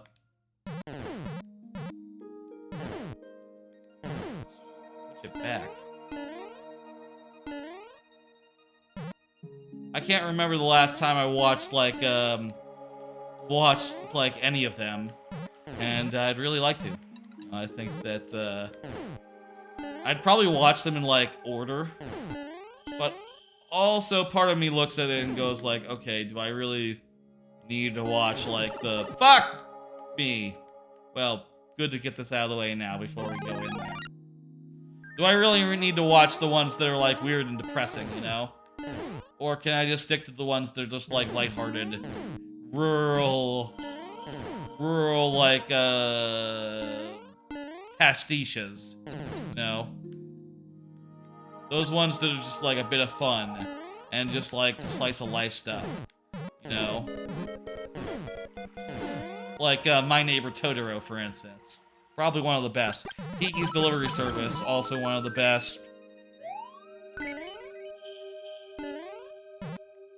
There are a lot of them.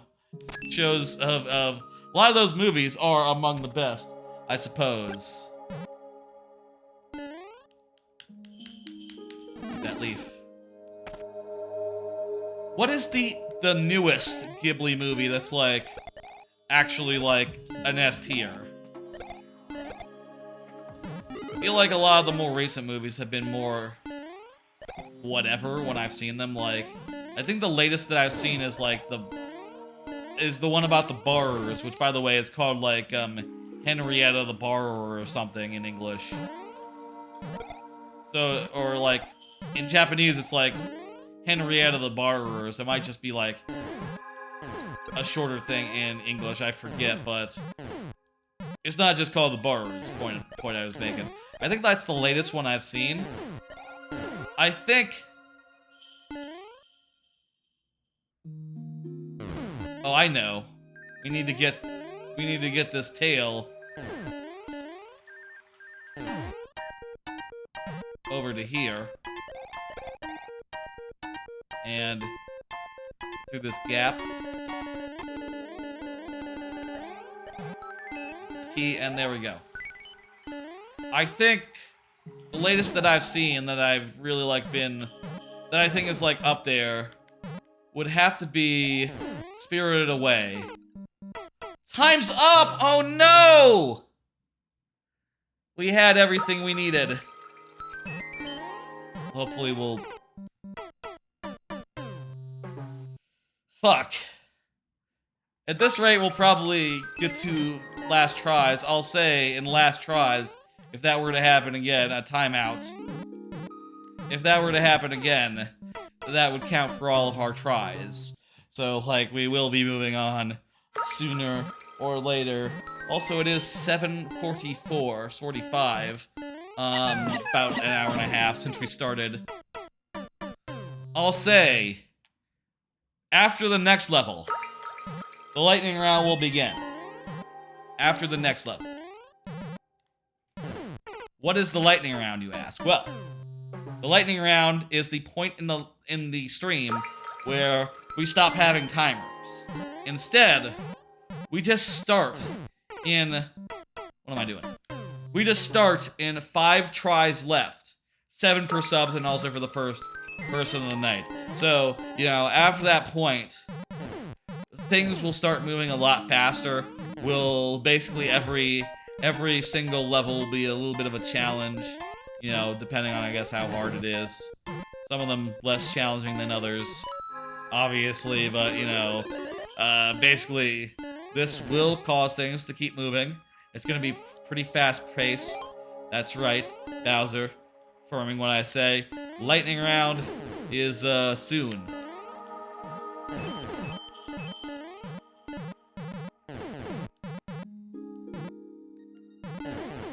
Wanna go this way? This gives us our mushroom. I wish the checkpoint for this level had been where the Tanuki suit was, but I understand that there's the whole, like, key hunt in this area, and it'd be weird to, like... It'd be weird, I guess, to shortcut it. Timer is up. If we, die, I'll like, you know, do the timer again. I'll bring up the last lives. I feel like we can do it this time. I feel like we have all the information.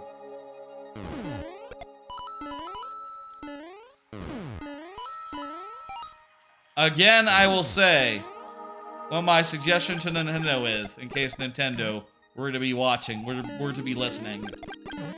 I think there should be an option where a creator could turn off the timer. I'll say, I think the creator should not be able to turn off the timer for themselves.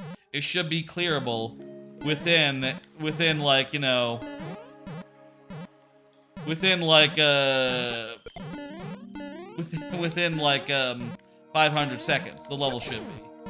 But for the player, there should be an option where they don't have to time out quite as easily. That would be a really good quality of life feature that would help in the case of stages like this where, yeah, you're gonna get lost a little bit, and that can really be the death of you, you know? If you die, you should play again, but as Luigi. I'll say, there is a channel point thing that you can cash in where I will change my character. That's not disabled or anything, is it? It's relatively cheap, I'll say. So you can absolutely cash that in, and I will switch upon my next death. It's disabled? Fuck. How long has it been disabled? I must have disabled it for a stream that didn't involve them. Let me go to the... Let me get that enabled. I totally didn't realize it has been disabled. That's why I don't usually disable it and re-enable it between, like, streams that are Mario Maker and streams that aren't. Because it'd be a whole hell of a thing to remember every fucking stream. Oh, you know what? There was, like, a big stream relatively recently. There it goes. It's enabled. We really need to get more channel point things. And you know what? I'll also enable Shield Surf in Breath of the Wild for... You know what? Actually, let me modify that. And make that Tears of the Kingdom.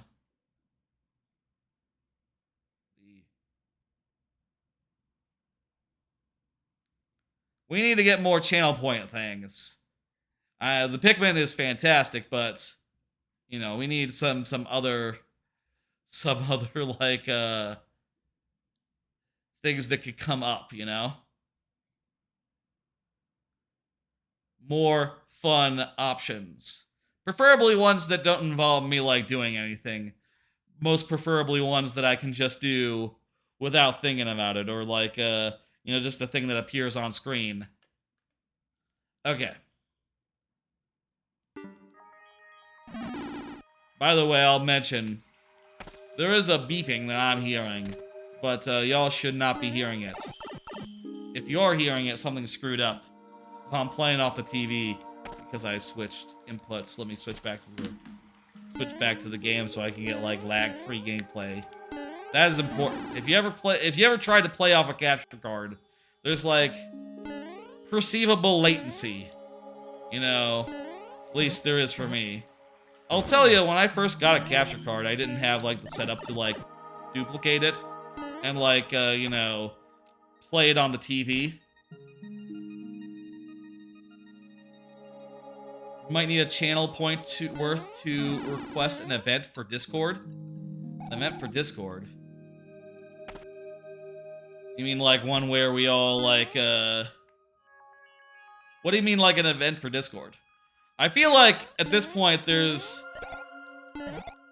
needs to be, like, more people in Discord before we can do, like, a whole, like, custom, like a beat-up or something in the Discord. Like a actual, you know, like a sort of us playing a video game together. And honestly, if I were to do that, I just do it on stream. And even then, you know, I feel like the odds of, like, you know, getting people on stream or, like, you know, to play, like, Mario Kart or whatever with me is not, like, a sure thing. You know, I would want to hedge my bets and be like, okay, well... And this is something I realized, like, other streamers do, right? Like, when they play Mario Kart, they don't just start a custom room, because, like, the odds of filling up a custom room is hard. Instead, just play some regular multiplayer, And, you know, if people want to join in on you, if they're friends with you, they can do that. You know?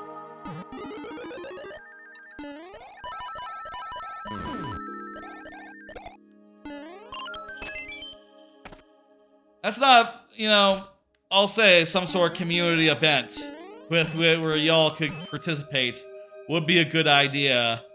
I just think it would probably come in the form of a Twitch stream where, like, you know, the viewers can participate and anyone can participate, not just people in the Discord. Though maybe we could also have a Discord call where people in the Discord could like talk if they were so inclined, you know. That could be how we do it, but you know, think it's easier said than done to get like the critical mass for that, you know, and to like actually have that be attended. You know, I'll say in like Discord servers that are like much bigger than this, I have on occasion like I have like helped to facilitate like events and stuff in some other places that I hang out. And like, you know, it's not a sure thing. Like, I'll say like I haven't had like a good multiplayer opportunity to play the new Mario Kart tracks because, you know, it's much harder these days to get together the people who I used to play those with, sadly. Maybe a Thursday stream one of these days could be something like that. You know, like play some... What is this? I don't get this. Oh, go over. Could be like play some Mario Kart or something with the folks.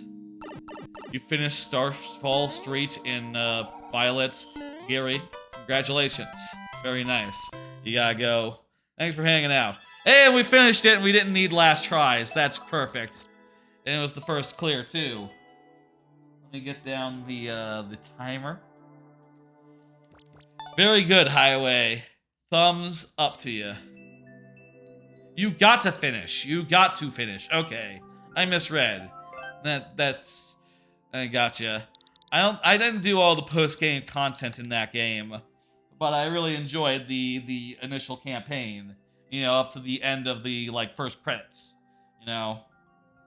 Some point, I really should pull that back up, but, you know, where do you find the time at this point? You were just drawing random terrain and then out came enemies and blocks? That's cool. Sounds organic. Next is Lord Bowser, and I'll say again, the next level will be the first in the lightning round.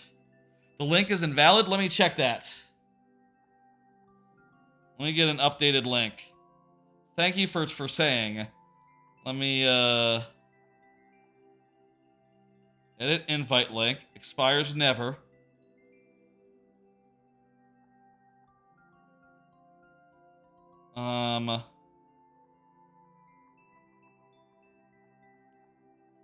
Where is the invite link? Never. Max uses, yes. Copy link. Okay, here we go. I'm gonna copy that into the chat. There it goes. That should be good. Try that. Try that one. And, you know, I'll update the script some other time. Actually, I got the Nightbot right. Night.tt.dashboard, log in with Twitch. Sign up with Twitch. Okay. Enter the code on the Authenticator app. Now's not a great time, Twitch, but okay. Here's the token. I'm gonna read it out for you. Yeah, authorize. Let me see now. Grab that link. Copy link. You say, I always say, like, never expire, but I guess it does occasionally expire then. Kind of a shame. Wait, no, the link looked the same to me. Are you sure it was expired? I don't know. Maybe I just needed to, like, set it to not expire. Shrug. Or maybe it's the one in the down below. In, like, the stuff that's, like, in the server info if you scroll down on Twitch. Yeah, I set it to not expire. Does it work? Did it work now? Looks like it did. I see a notification on Discord. That probably means someone just joined. Joined?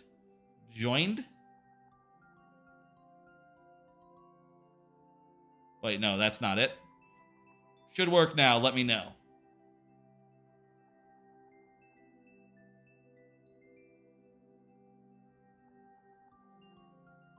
Mute the stream. And let me see about the links that are in the thing below.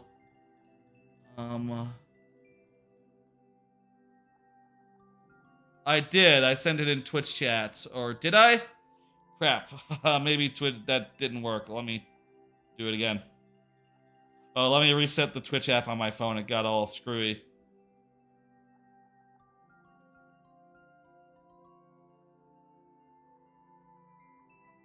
There, that should be it.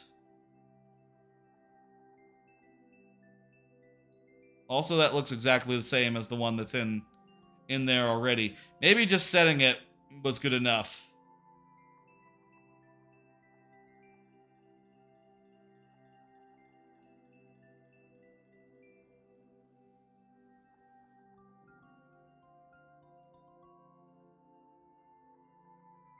Well, let me know if that worked. We got Lord Bowser's stage here. If that didn't work, I will troubleshoot it between streams. Looks like it worked. Okay, good. Perfect. Okay. And that was the same code as before. I'm pretty sure, so I don't actually have to change shit. Maybe something was just screwy with it. Maybe it was just a fluke. Maybe it didn't need any changing. Whatever. Good to know it's working, I'll say. And if ever it doesn't work again, please let me know, and I'll fix it. Please, please, please. Lord Bowser, what am I doing? We're going into the super world. The link was not the same on your channel about page. About page. Oh. Oh, maybe that one. Maybe there's a link that's wrong somewhere. You know, there's a lot of links that exist. There's one that the chatbot will do. There's one that's in the about panels. And there might be another in the about panels. I'll look over all that at some point and see if there's like a one that needs to be updated.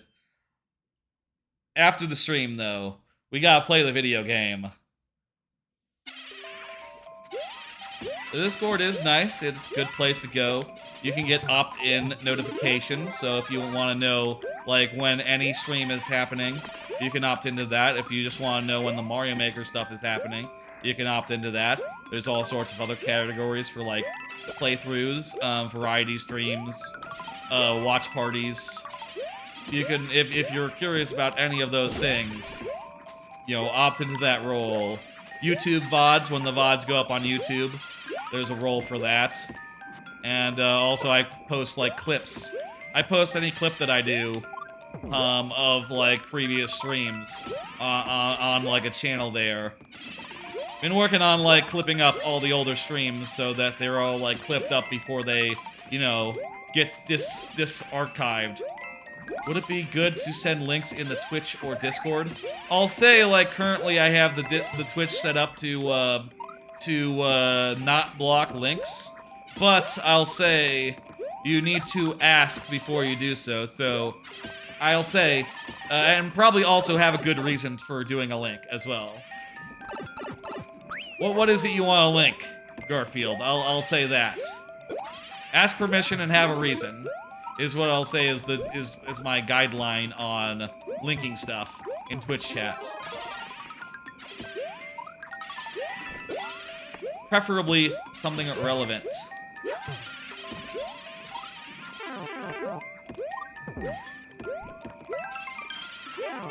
I like the having to ground pound this stuff to like clear the path forward. That's a neat little thing. Something on Google Drive about what I mentioned earlier. Fairly Odd Parents or something else? One particular Garfield.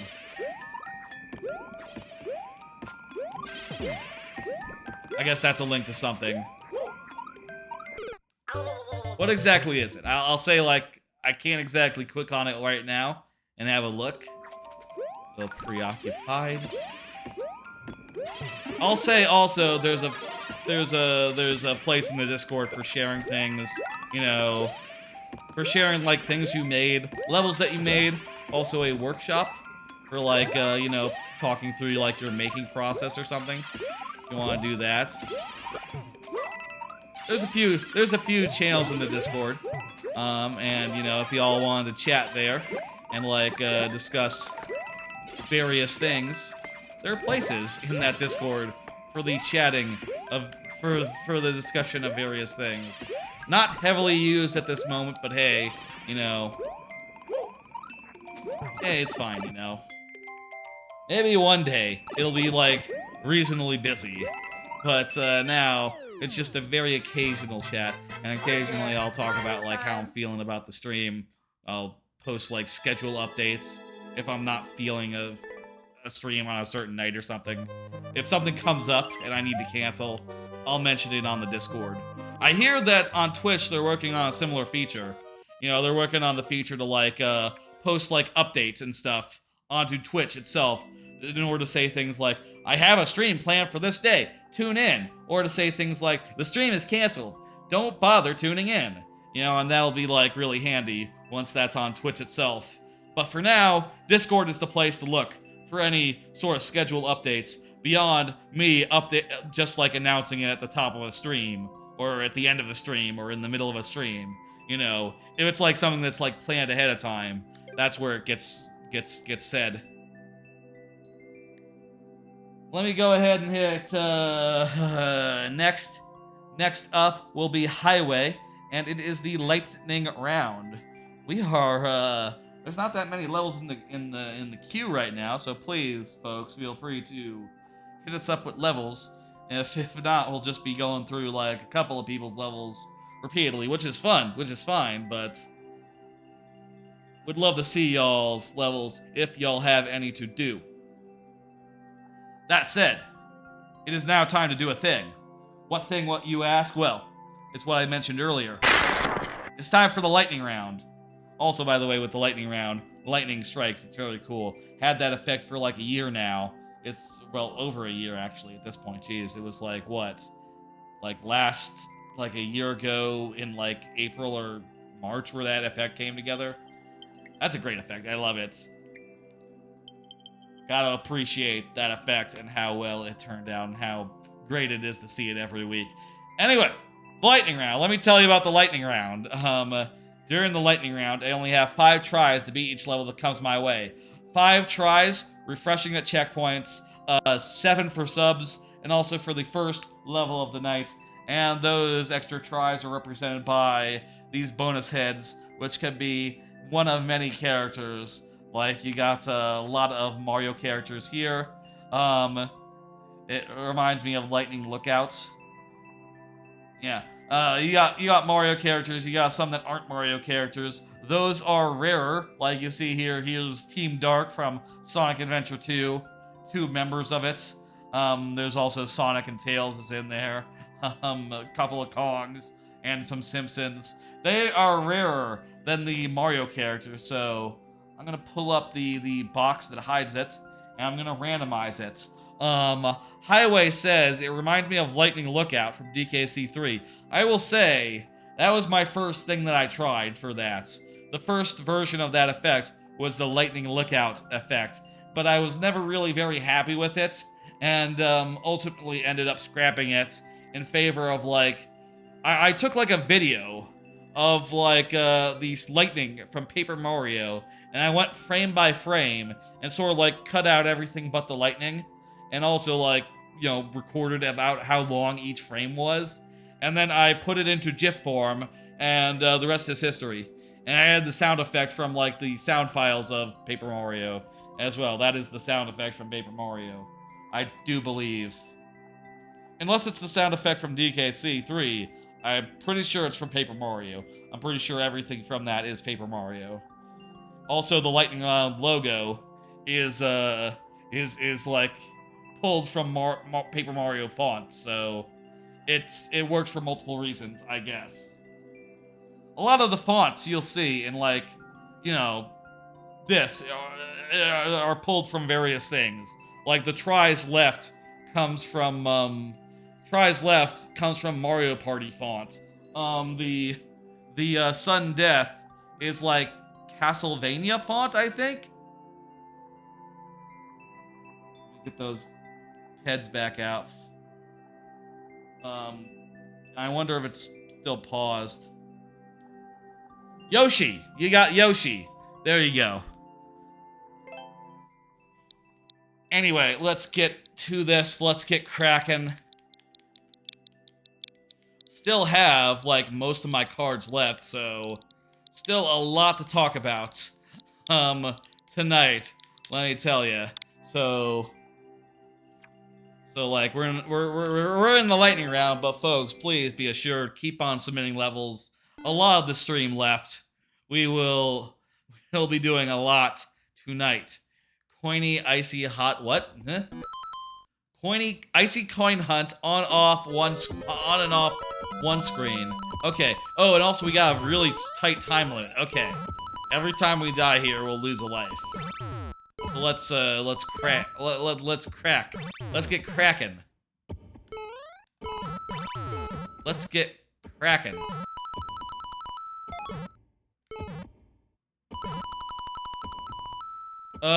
We fucked up. I think we fucked. Wait.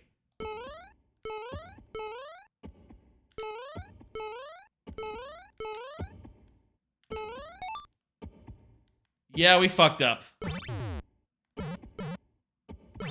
We needed to get the blues earlier. We need to get, like, those. There are a couple crevices that we missed that time. More Super World from Lord Bowser. Fantastic, dude. Like, right now, we can get that red coin. Don't have to wait until later. Hard one to get, though. This one might be the hardest.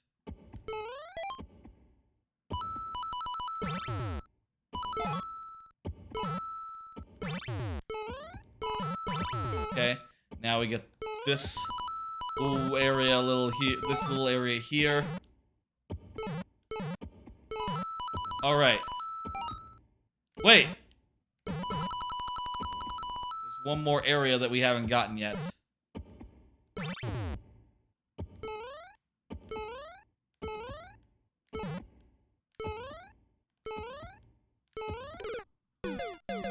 Ooh. That was pretty close. That was pretty close, though. Okay, 5 tries. We can do this.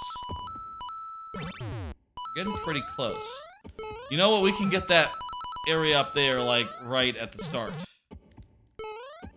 Pretty early on if we want to, like, get it out of the way.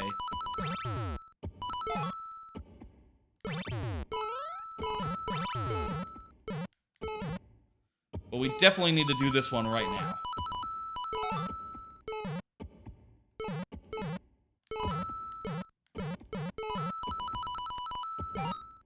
"15 seconds. 10 seconds. Tight on time.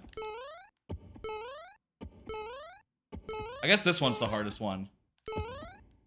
2 very precise, like, little cubby jumps there. Cubby jumps? Also, we can do it, like, right here. We can do it, like, at this point in the level, rather than waiting. Oh, that was the best we ever done on that.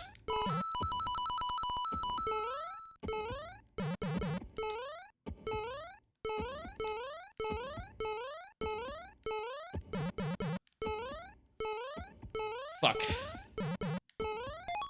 Okay, I think we're fucked, though.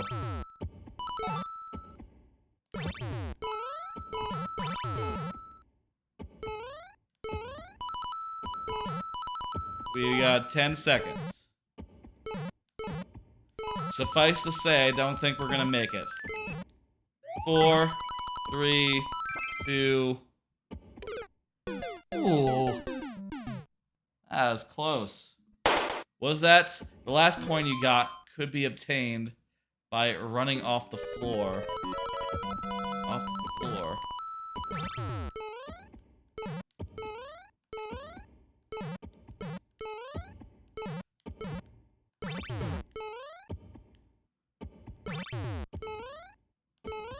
Oh! Crap. Yeah, you don't have to do the middle step at all. What about this one? Can you do this one by just running off the floor? Yeah, you can. Jeez. Okay. That helps, but not this time. Oh, I guess they're literally the same height as the block that we've been jumping to. The cloud that we've been jumping on top of. So yeah, it would be just the right height, actually. Come to think of it. That was this one. So 2 left.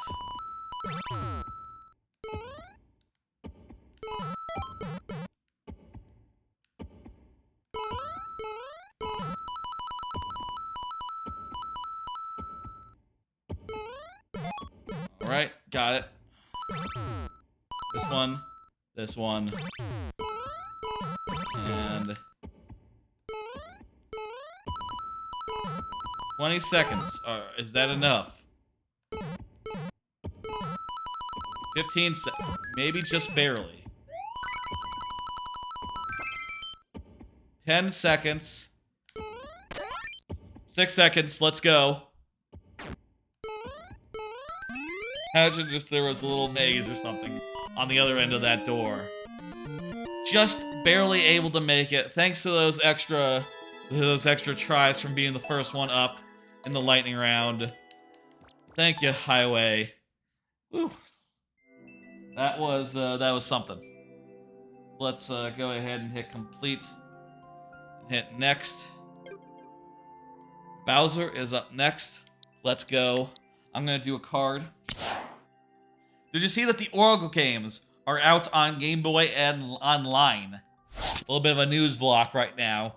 They put out new games on Game Boy Online and Game Boy Color Online, I should say.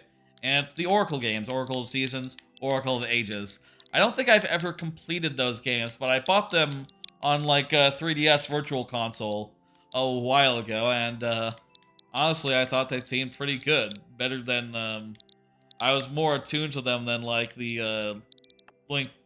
What was the one on Game Boy? Link's Awakening. I think I liked them more than that. And you know, they're made by Capcom, who also made Minish Cap, which is like my favorite of the 2D Zelda games. So it should be a really great package, I suppose. And I'm looking forward to maybe trying it. What is your opinion on card suggestion? What is my opinion on Nintendo Switch game vouchers? I'll say cards are just a way of remembering something that happened and then bringing up the topic, like without having to like just remember everything that happened. So if you have a suggestion for a card, honestly, you could just ask me about it, and that's as good as a card, essentially. You know. And, you know, like, for instance, there was no card about, like, Nickelodeon's, well, spoil, we'll see. There was no card about, like, Bert Henchman, or whatever his name is, the guy who does not seem very good, but we talked about him nonetheless because it came out in the conversation. Anyway. Those games seem really good. I'll say I think that from my memory, from my time with one game or the other, I think that Seasons is more interesting to me. I just think that you know, changing the season is a lot more meaningful to me than just like going from the future to the past. You know, I don't feel like I remember the future and the past being all that different in that game, you know, in Oracle of Ages.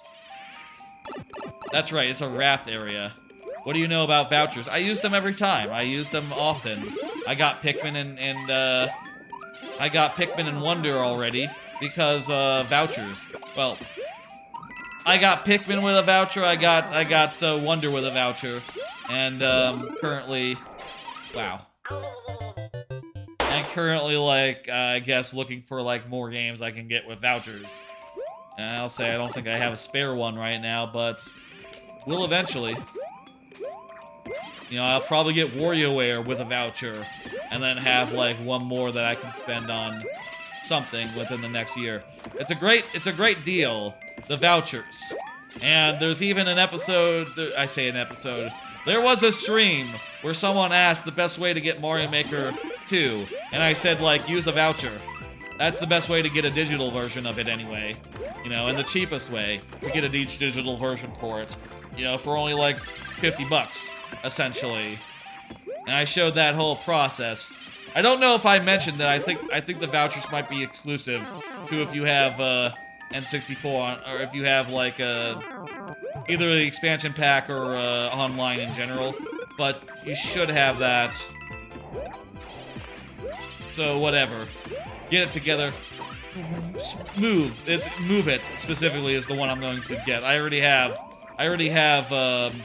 Get It Together, I'll say. This is a well-made raft ride you got here. You know, you have to fend off the enemies that are boarding your platform. It's very New Super Mario Brothers U. It reminds me very much of those couple of levels that worked, you know, in much the same way. Oh yeah, Complete. time. Next up is Highway again. Highway, you're good to go? Anyway, the Oracle games, I'm looking forward to them. I'm looking forward to, like, playing them idly, I guess. I'm not sure, like, which order I'm gonna do them in. Like, should I do Ages first, because it's the one I'm less interested in, and save the better one for last? Or should I just play Seasons, and then maybe I don't even play the other one? Maybe I just am satisfied with, like, one of them. I don't know, I'm thinking about it. More news. Hey, did you hear about Nicktoons Smash 2? Squidward and Jimmy Neutron are in it. That's not what it's called. It's called, like, Nickelodeon All-Star Brawl or something. It's sort of a weird thing because if you actually look back into the past, you'll find that there's actually another Nicktoons Smash Brothers game, like a third one before that was not very good, not very well received, and I think that one's called like All-Stars Brawl or something.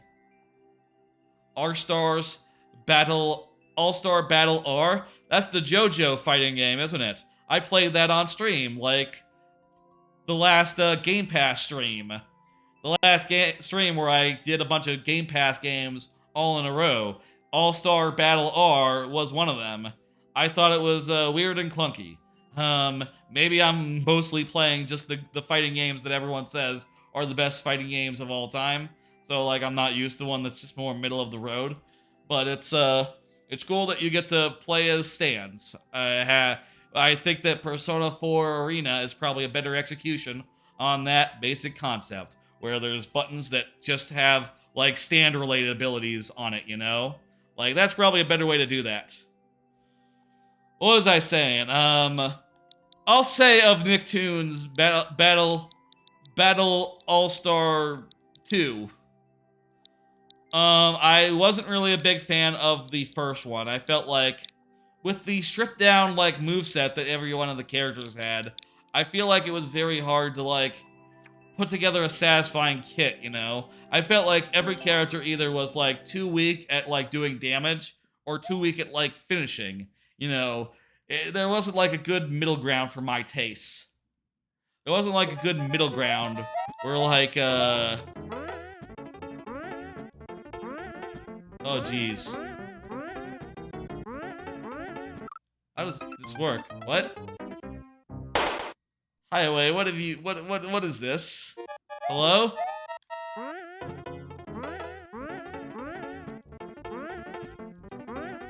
Every time I do a jump off it, it becomes a full jump.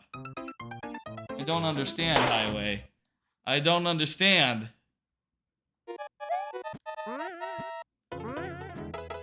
Oh! Hey, there we go. Okay. Whatever, just had to land on the ledge. Sort of. On the way down. Usually the way that the gaps like that work is you have to, like, sort of, like, just jump up to that height and then stop on the dime. But I guess you can just, like, land on it if you come at it at the right angle. You were in a bad situation when Mario Maker 2 came out, and your earlier levels are a reflection of that? Gotcha. Okay, I guess we're getting into some early territory. Yeah, this was 2019, really early in the game's history. It came out 2019? Jeez. Let me say what I was gonna say about I'm gonna hit complete and hit next on that. Bowser's here.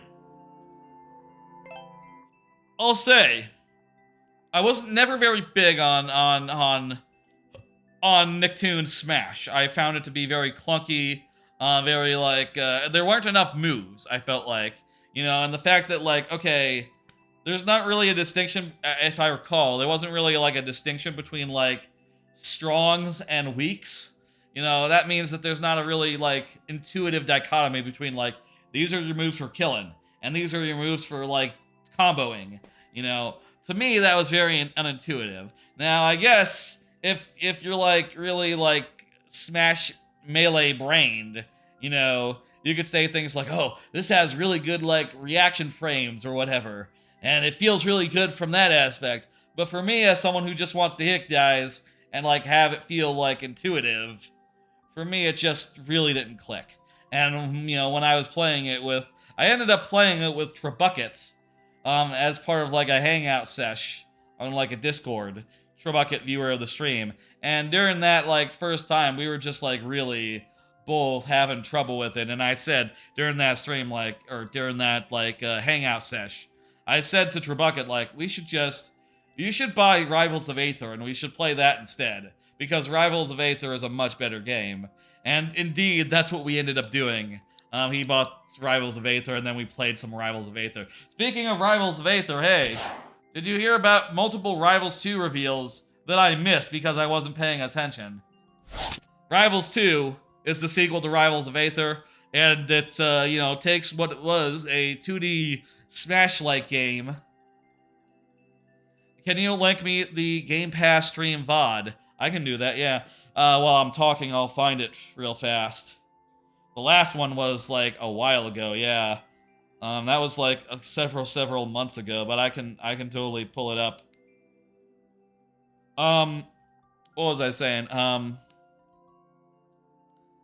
Rivals 2. So they revealed like over a year ago that Rivals 2 was going to be 3D, and they were adding like grabs, shields, and like ledge stuff. But not just like normal ledge stuff and normal shield stuff. They also add like extra special moves for a lot of these contexts, right? Like in Rivals 2, there's like if you hit the special button when you're on a ledge, you get like a special get up move, which is like a special ability for the ledge. And if you're like getting up, you know, like, you know, when you're on the ground in a vulnerable state, you know how you can hit A in Smash Brothers and you'll do like a get up attack? There's like a get up special in Rivals, which will be something like, oh, you know, if you're Crag, for instance, you'll throw a rock upwards or something, you know, stuff like that. And there's also a special pummel, where if you're grabbing someone, you can either pummel them with A or pummel them with B,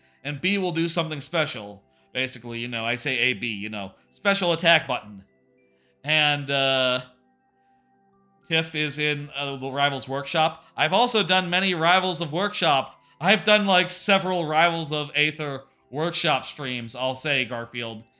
Again, there's VODs for that. You know, I've done a lot of streams, I'll say.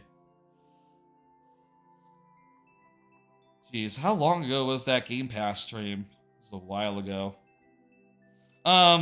So all that special stuff aside, they've been making it. It's coming out next year. I'll say that first off, I saw that they were announcing something in Evo next week. I thought it was this week, but it turns out it's next week, so I got my hopes up a little bit. But also, I Googled and totally found out, like, oh shit, there's totally like 2 characters that I didn't know that they added to the game. See you later, the one Byron. Thanks for the raid again.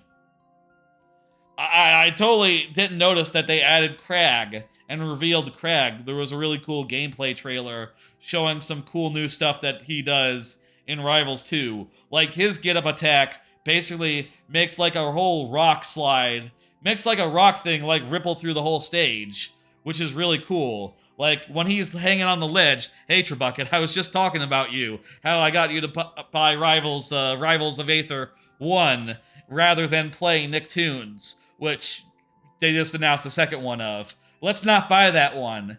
Instead, we should wait for Rivals 2 and buy that and have a good time. Rivals 2 has, like, get-up attacks and get-up specials, and Crag's is like that he, like, makes the whole stage ripple, and that can hit, like, a bunch of guys if they're standing on the ground. Pretty fucking cool. There's also a new character, like the first actual new character since the workshop characters were added. Apparently she's like a rogue. She has a bow and arrow, which is great. That's like one of the niches that Rivals of Aether has lacked. Like a proper bow wielder, you know, like a Pit or a Link or something of the sort. She could do like a half float, as she apparently has a whole mechanic where she can like power up her attacks and make them like have like a tornado that goes along the path of them. She seems really cool. She's named Fleet. She's like a rat or something. She's from some spin-off game that I don't think came out. But that seems really cool. I'm looking forward to that game. And again, I'll say they announced that they're doing an announcement or something next Friday. So before the stream, I'll check that out and I'll tell you what happened there. Probably. That'll be pretty good. Fleet looks dope. I can't wait to play that game. I hope they added like at least 4 new characters. I don't know like how much hopes to get up, but I would love it if they add like 8 characters and had like most of the original roster as well, with the, you know, addition of like grabs and shields and ledge stuff, you know, and all the special stuff that's added there. It's gonna be a hell of a game, and the fact that it's animated now or 3D is gonna be so rad. Have you seen any of Rivals 2, Trebucket? Have you seen the trailers for that? I would recommend Googling the trailers.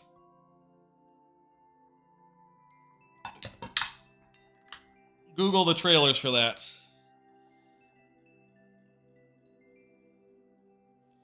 What am I doing? You know what I should just do? I should just do... Oh, here it is. It's I found the VOD that you were asking for. It's from 4 months ago. That's how long ago that stream was. Garfield. There you go. I posted it in the chat. That was a Game Pass stream. I do a lot of streams. There's Rivals of Aether stream as well that I've done that had workshop stuff in it. I'll say like I'm not the best at Rivals, and like I do a lot of just like farting around when I play it, just like playing random workshop characters and going like, oh man, I love the feel of this, you know, I love to just play this. And I don't have to think about it, but it's a damn good game, Rivals of Aether. I think it's definitely my favorite non-Smash Ultimate platform fighter. I think it's number 2 in my heart. Even above Melee. I'd put it above Melee. And I guess part of that is that the workshop is phenomenal. You know, just having like our incredible lineup of custom characters. That just is unparalleled, you know? And I'll say Rivals 2, it's a 3D game. It's not going to have the workshop support, I don't think. And if it did, even if it did, like, come on, man, 3D, that's a barrier to entry that 2D is not, you know? But Either way, even without the workshop stuff, I'm still super looking forward to 2. And I guess if it doesn't have the workshop stuff, I guess I'll get it on, like, Switch. I guess I'll get the Switch version of Rivals 2. Or, like, the Switch 2 version, if it comes out, like, you know... It depends when the next Switch is coming out. This is a fun level, I like it. Fun vertical climbing level. I'm enjoying jumping around all these boos. That's just good fun. It's fast-paced, too. I think this is one of your best vertical levels, Lord Bowser. Did you at all think about, like, having sort of a ghost house type mystery to this? I don't think it really needs one. I think it's fun either way, but imagine if it's tried to just pull some bullshit. Oh, is that... Oh no, this is just a minigame. I was about to say, is it about to do some bullshit? But nah, this is just a bonus game. I guess that is an example of something I said earlier, which is a level where the going up is first, and then you go right. Actually, this is a little bit more nuanced. You go up, and then you go right, and then you go down. That's neat. That's a cool way to do it, actually. It does require, like, a barrier in the middle of the screen, which, you know, for, like, Ripsaw Rainbow, would be not exactly feasible. Like I said earlier, I do want to figure out, like, what I'm doing with Ripsaw Rainbow sometime soon here. And definitely do a stream with that, of, like, making and working on that. Hopefully, like, next week sometime. Maybe, like, next Tuesday. No promises. I've just been, like, so busy with, like, other games coming out and other things I want to do that I've just found no time to make, you know? Just been a hectic couple of months, I guess. Thank you for the level. Oh, there's, oh yeah, there's one. Highway. Highway's next level. Let's go. I'm gonna pull up a card. What the hell? Where is it? You saw the character trailers for Crag? Fleet looks awesome. Yeah, looks fucking cool. They're good trailers too. I'm so excited for that game. Like, that is just gonna be dope as hell. Probably one of my most anticipated things. And at this point, just like seeing more information, right? Seeing more new heroes. I feel like new rivals. That's the thing I'm most excited for, right? I want to see some new characters. I want to see some new stuff, you know? And I think that it would be cool if, like, after the new characters hit, if people just turned them into workshop characters and pulled them into Rivals 1. You know, it's conceivable that you could try out Fleet, you know, reasonably soon if someone does the work and pulls it into Rivals 1. You know, makes a bunch of sprites and gets that all rigged up. Like, that is perfectly conceivable. What happened with my card? Let me see.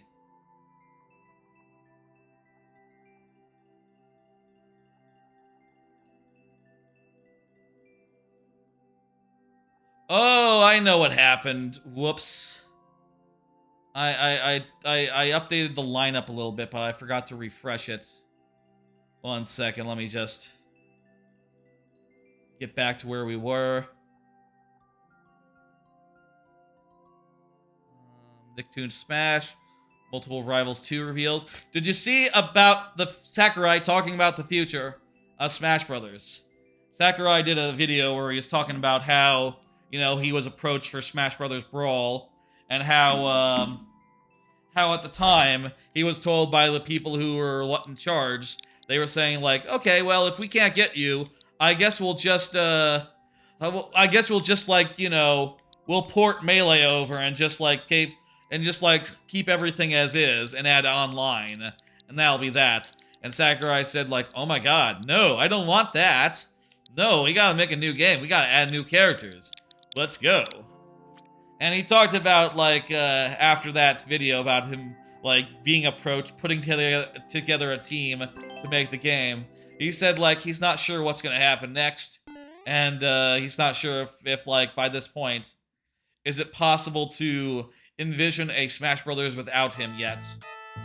And he's at this point still not sure if that's a thing, or if like, you know, the next time Smash Brothers comes up, what they're gonna do. I'll say, as far as plans go, I still think the smart money is on like, yeah, just use Smash Ultimate as a starting point. You're not gonna start again from scratch ever. Like, that's just a fantasy, you know, the idea that you would, right? Like, no, you can never reset again. You got all these characters, all these stages, and you spent so much time, like, actually porting them. I can't imagine going back to ground zero and then being like, oh, hey, we're adding Roy in DLC again. It's time to add Snake in DLC. It's Bowser Jr., he's back. Like, no, that cannot happen. After this, Smash Brothers, I think, has to be as is. But, you know, I guess it's not really a real bombshell thing. I just wanted to say I thought the video was cool, and I did see people talking about it and saying like, oh, Sakurai has commented on the future of Smash Brothers. But he's also just saying like, yeah, you know, I don't know if they're gonna ask me back again. You know, at this point I still can't envision it without me, but maybe that's just my bias, you know? I do think that's possible. That it's just like... I'll say this. I think it's kind of sad that there's not like another Sakurai waiting in the wings, you know? That he doesn't have like someone he trusts who's worked on the previous games that he could see like running it, right? Like... Time to add Pac-Man again. Yeah, you know, I feel like I can buy Roy as DLC once. I cannot buy Roy as DLC a second time. You know what I mean? Like, there's a limit. There's a limit. You get one of those, and then you have to, like, just maintain everything. And never drop them, and never, like, re-offer them as DLC. Maybe that's a silly demand, but, like, again, I bought Roy. I will not... I think it'd be wild if they ever requested me buy Roy again. You know? Oh, is this, like, upside down now? We're, like, in the upside down version of the previous level? Huh. Pretty sure we got flipped upside down at some point. That's neat. The stage is the same as before, but upside down. I think you got it. You understood.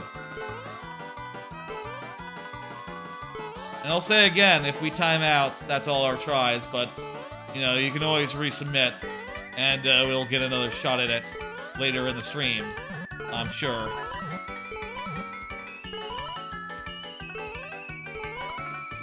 Whenever they do another Smash Brothers, I will be excited to see what characters they add, and I will just hope like hell that everything is good to go as the previous characters. You know, they don't have to spend time with young Link again. You know, they can just, like, continue having young Link in the game. You know what I mean? Like, maybe they can rejigger a couple of the older characters, right? Like, do something with Donkey Kong, do something with Mario, you know? You know how Link got, like, the remote bomb and all. Do that to, like, 5 more characters.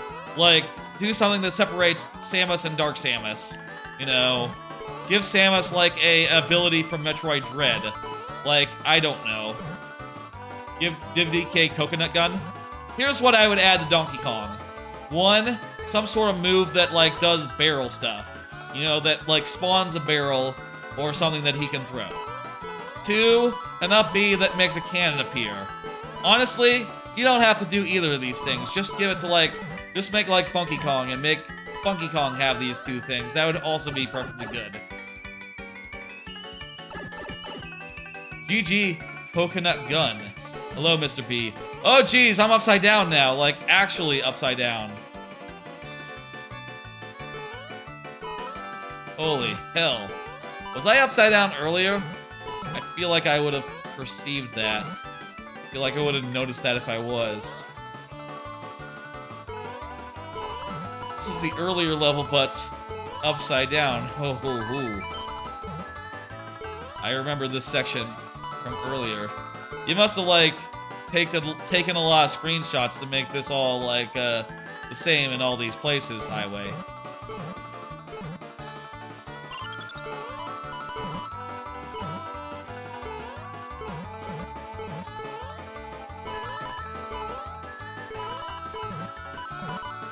Yeah, it's messing with you.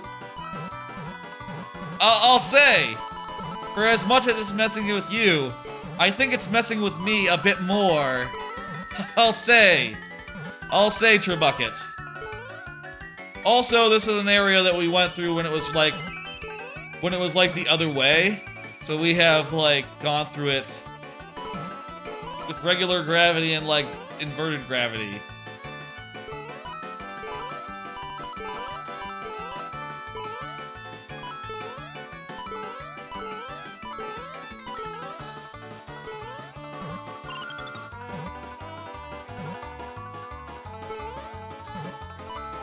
We can get the coins there. I wonder if this is worth it. We just have to get at least that many, so maybe, like, every coin isn't really required. So we could just, like, you know, not get a bunch of them. We gotta be really close to the end here. And we have 100, we have, like, well, a little over 100 seconds, but, you know, like 100 seconds left.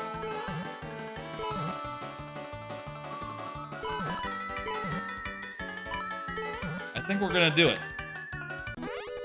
I think we're gonna do it.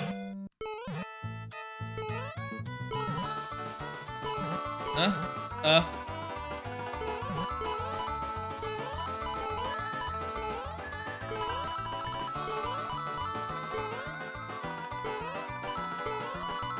80 seconds.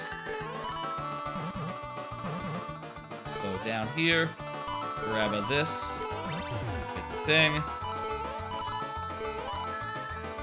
Now the stage flips upside down.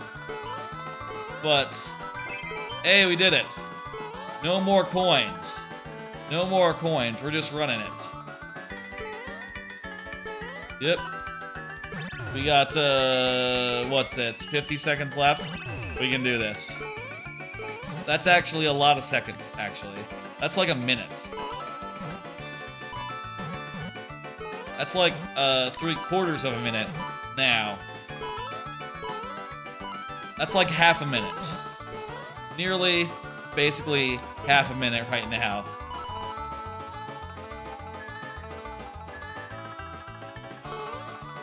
But there's the exit.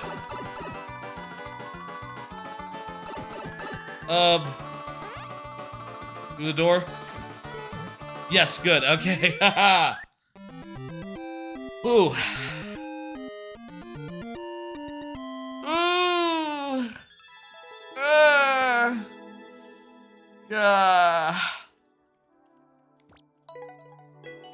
That was close. Woo. Messing with you. Come on. This level is a coin hunt. You can be fairly generous. Oh, you did say we can be generous. Okay. You can leave a bunch behind. Okay. While seeing it played, you made it back in 2019, so you haven't seen it since then. Yeah. Complete. Next up is Lord Bowser. Very good.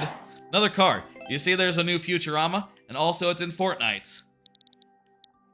I'll say I love Futurama. Haven't seen the reboot yet.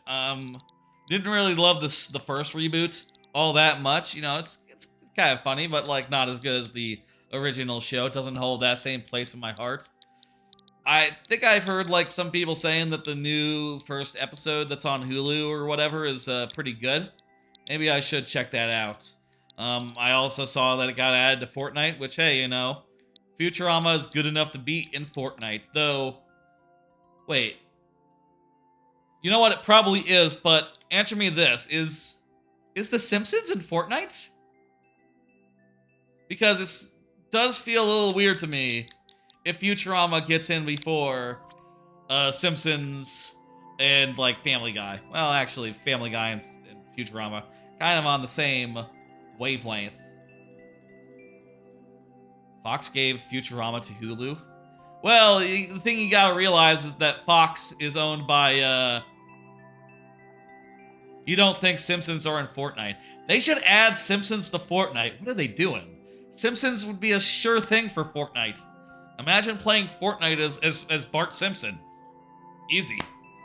Homer Simpson, yes. Just all the characters. Just like add every minor character.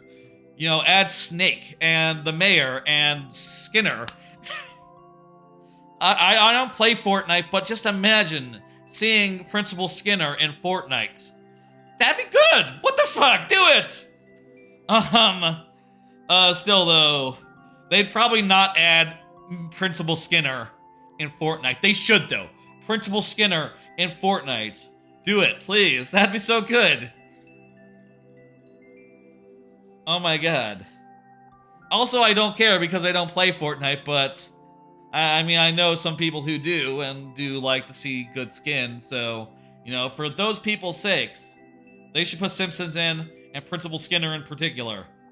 And also, like, the whole family, and, like, as many minor characters as they can think of, really. Futurama definitely deserves to get in there, too, though, also. How can you not do the Batman dance in Fortnite? Might be related to rights, I don't know. Batman dance? What's the Batman dance? Wait, what's the Batman dance? What is the Batman dance? What the fuck? I don't know what that is. Batman dance. I'm looking at a video now. Let me see. It's Adam West Batman. He's in his garage. I'm just gonna parse forward until I see him dance. Where's the dance? Where's the dance? Oh, hang on. He's at a party with like a sexy lady. She's like going like this, you know. Bartman! Bartman, okay. I thought he said Batman. Okay. Okay, the Batman dance just appears to be him, like the Batman going like this as Adam West. Do the Bartman, okay. What exactly is the Bartman? I think I've heard the phrase, and probably I saw that episode as a kid, but not in 20 years. Is this a real thing? Official video, okay, so it is real. Okay, they're putting their hands up and then they're like doing some pelvic thrusted. Some pelvic thrusties, okay. And Principal Skinner is drinking. This looks really old. This looks like one of the first things that they made, really. Like, the designs are not quite modern. You know, it's not like Season 2 on. Season 2 on, that's when, like, Simpsons is, like, in its modern phase, right? Like, by, like, Season 2, they got the designs, and it's all, like, you know, regularized. Thank you for... Wait, are we... Do we... We haven't played this level, right? Did we play the level or are we about to play the level? I think we're about to play the level. Also, there's no one else in queue, so hey, you know, we'll just play the level.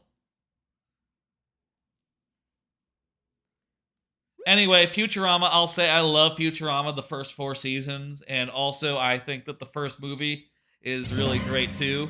The other 3 I'm not as big into, but, you know, it's a great show. There's many a line.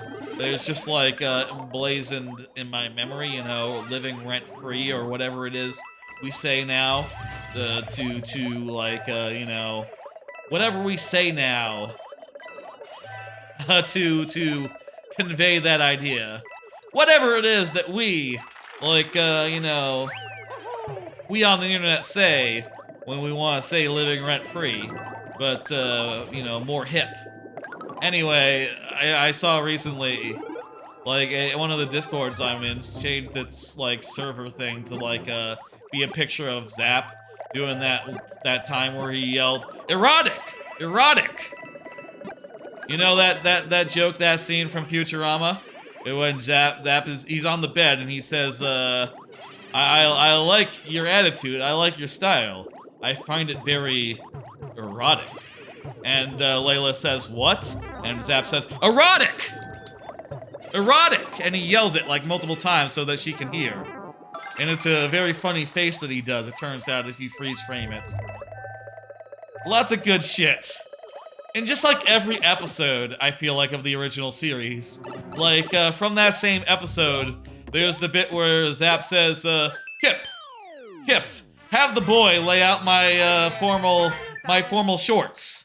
And then Zip says, the boy, sir, you lay out my formal shorts. Just a very funny line.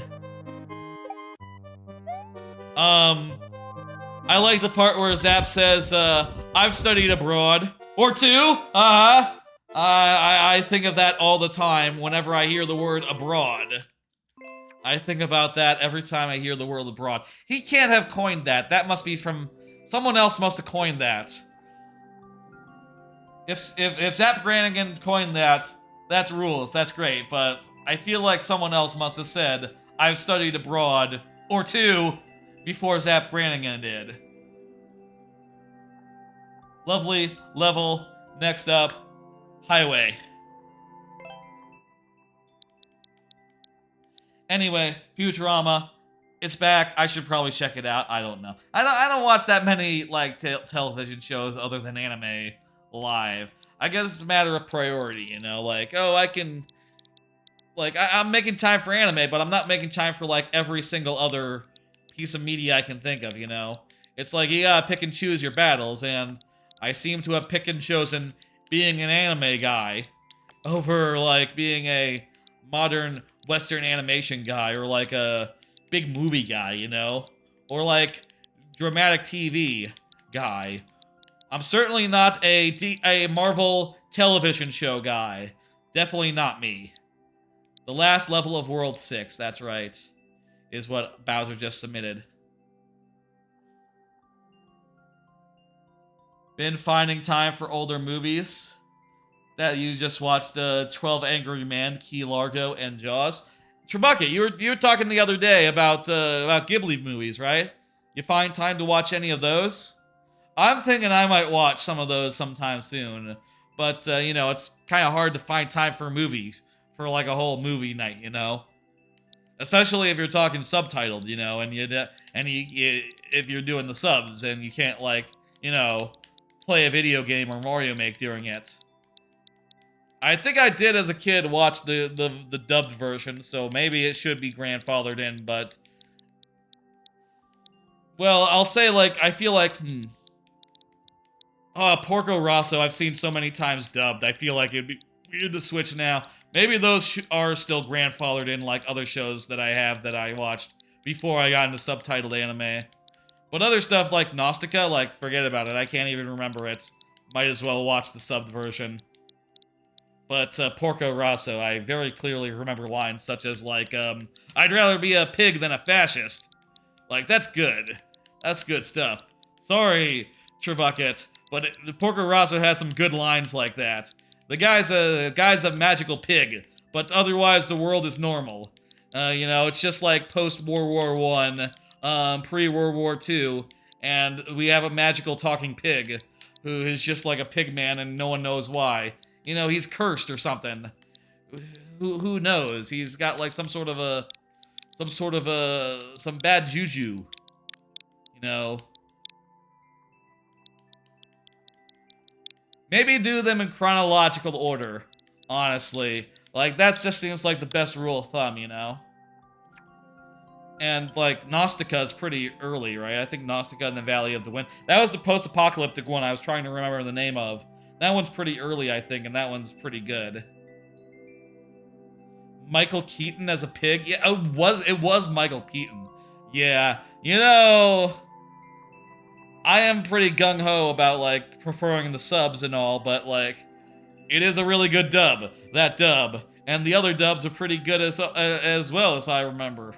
Like, you know, I think that one might be grandfathered in. I might switch on the other ones. I'll think about it. I'll think about it. Let's go. He shoots down all sorts of people. You know, he's not. I'll say he's not like fighting Nazis or anything. He's more just existing in the world. You know, this is peace times. He's doing mercenary work. He's basically a mercenary, a gun for hire. I say a gun for hire, a plane for hire. Kind of a romantic time in the past for like, you know, where like people who just own their own biplanes could like run around and be mercenaries, you know? I sort of think of like the ideal of what Star Fox's world is like, you know? That world must be pretty similar to what being an Adriatic biplane pilot is, or a seaplane pilot would have been. You played this one before, you got it. Is this the one where I got really, really lost? I think I got really, really lost and turned around on this one, but we'll see what we can do. Fuck, oops. A timeout will count for a bunch of lives, of course. Another card. You hear about how Teslas have been given rosy estimates for a decade, apparently. This kind of got out like the other day. Bit of news, you know. Apparently there's been some litigation where, like, it turns out that Teslas have been, like, overestimating the amount of, like, miles they can go. And that's much to the, like, consternation of, like, everyone who's owned a Tesla. And it's so bad, basically, we're, like, halfway through a trip, as your battery's, like, halfway down, it'll, like, dramatically, like, cut back the estimate, basically, like, by 50%. Be more in line with reality. And, when people see this, they think, like, what the fuck, something's wrong with my battery. And it turns out, like, no, nothing's wrong with your battery. It's just that Elon Musk ordered all the things to just, like, give bad estimates, which really sounds like it should be illegal. That really sounds like it should be super illegal.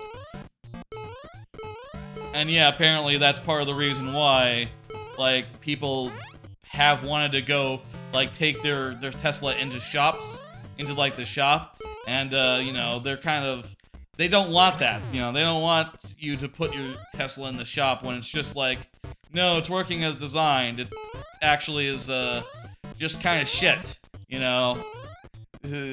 So what they want to do is they apparently have been, like, just habitually canceling on anyone that made an appointment for that reason, because, like, oh no, your battery's fine, it's just, you know, the software is weird. Which is just a hell of a thing, I'll say. Sure seems like it should have been illegal from the jump, but what do I know, you know? And also, just another fucked up thing that Elon Musk has been involved with recently. Speaking of fucked up things that Elon Musk has been involved in recently, how about we talk about, X? So the letter X, it's the letter that comes after W. It is the letter, of course, that is most strongly associated in this world with, Xbox and xCloud and a couple of other Microsoft products. I don't know why we're talking about the letter X all of a sudden. Do y'all know why we're talking about the letter X all of a sudden? The letter that is so strongly associated with the Microsoft brand. Mixer also has an icon that was apparently just a big X. And I think that Facebook has a few products that have, like, X in their like, you know, their, like, iconography. Why are we talking about the letter X? Well, I have an answer for you. Because, the man, Elon Musk, he decided that, Twitter wasn't a good name. He didn't like the brand.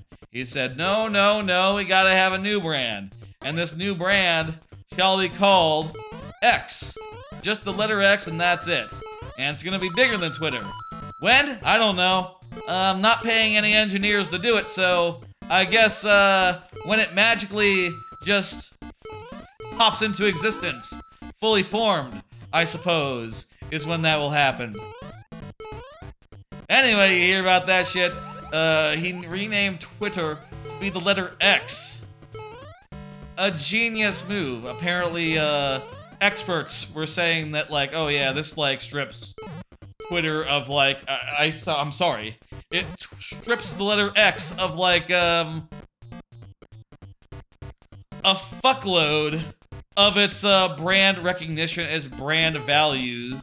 Yeah, it's just, like, the worst possible decision you can make, and, apparently this is just a thing that Elon Musk has been looking to do for a while. He very much likes the letter X. He wanted to call PayPal X, apparently ages ago, but then everyone told him, no man, that's too associated with porno. If we're X.com, people are gonna think we're pornography. And they'd be right to do so, because, yeah, that's the letter that pornography uses. And you know what has really good brand recognition? Pornography! You can't beat porn for brand recognition. It's porn! Okay, I threw my controller. That was too much of a throw. I meant to do like a small, jokey throw. Anyway, you can't compete with porno for brand recognition. Goddamn pornography. It's great. Everyone loves it. It'll be banned in Indonesia due to porn laws. Great laws, I'll say. That's funny, considering it's actually... I will say, for what it's worth, in Indonesia, if you're taking notes, it is technically not porn. I'm sad to say, I have looked. And how do you get that one? I have looked, and it is... I can confirm, not pornography. Highway, how do you get that coin? That's the one thing I need right now.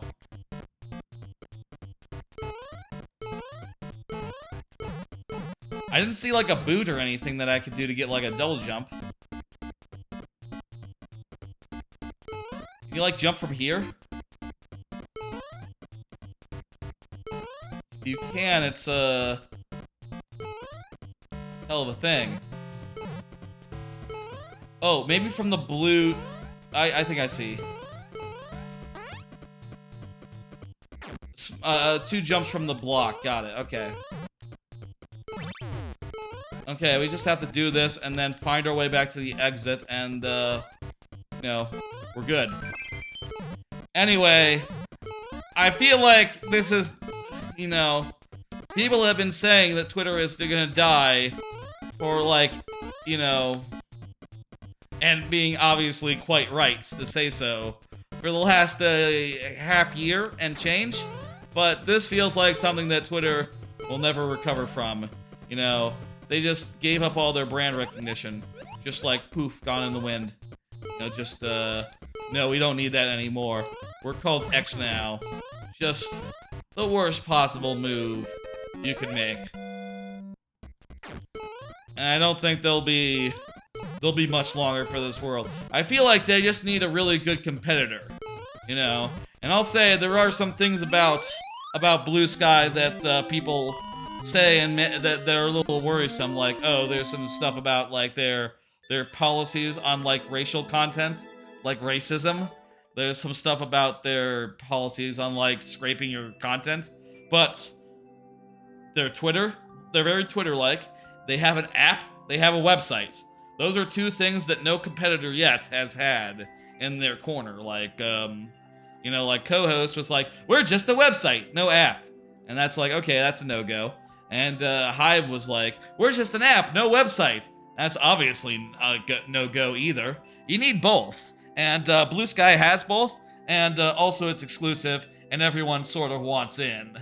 You know, everyone's sort of looking at that and going like, hey, you got an invite? Give me one. I hope I get an invite to Blue Sky sometime. I hope I can, like, you know, it's probably around that time where people on the Discords I'm in will start saying, like, hey, I got one this week. Anyone want one? That'll be good. Thank you for the level. I don't know if I'd like stick around with Blue Sky and like really use it that much, but I definitely want to give it a try. You know. Who is up next? It is Lord Bowser. Goddamn, I'll say we have a lot of cards left. I maybe overestimated the number of cards this time. I went out for pizza and ice cream. Lord Bowser, you're up next. I see you. Time to take on the airship. Fantastic. Other day, was on Tuesday. Went out and got some pizza and some ice cream. Been a while since I had some pizza. You know, I'll say like where I am now. There's not a pizza place that I really like super love like I had at my previous location. You know, but this one's okay. I mean, hey, look at this. Look at the size of this pizza. Look at the size of those slices. They are massive. Big enough where I typically get 2 massive New York style pizzas at like slices at like a pizza place. These ones are big enough where 2 is as much as 3, you know, or even maybe a little more so. And then I went to Brahms and I got some ice cream, which was really nice. That's what Brahms ice cream looks like. She asked me when I was at the counter. She says, what kinds do you want? And I said, I want 3 scoops. And she says, okay, what kinds do you want? And I said, okay, I want peppermint, and peppermint. And sure enough, that's a peppermint. Three scoops of peppermint. Brahms, if you're in an area that has Brahms, is phenomenal. I love Brahms. Their peppermint ice cream, most especially, probably my favorite type of ice cream. I'll also say on a tangentially related matter, I went to HEB, which is a Texas-based grocery store that has recently opened up a couple of been opening up and expanding into the DFW area. So, you know, this is the first one that's ever been near me, and I went to it and I was pretty fucking impressed. Like, basically it's like a grocery store. It's massive. It has like a lot of stuff that you can only get at HEB. It has like a barbecue restaurant in like this front area, as well as like which I had some barbecue. It was all right. A little spicy for my taste, but pretty good still, I suppose. They also have like just a lot of weird amenities. Like, look at this. There's like a shot of it. You can see there's like there's a place where you can get fresh sushi, and you can even tell them like custom orders and have them make it yourself. I will say I got some sushi and I brought it home, put it in the fridge, had some before the stream. I bet you really have to get it like, you have to eat it like fresher than that, because oh boy, like a day old refrigerator sushi, that was less appetizing than I thought it would be.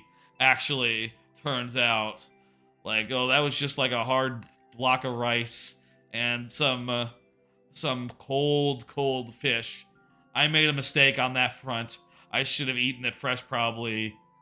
I'm not blaming the sushi. I'm pretty sure it's just like, no, you should eat it on the day. I'm pretty sure that was the problem, specifically.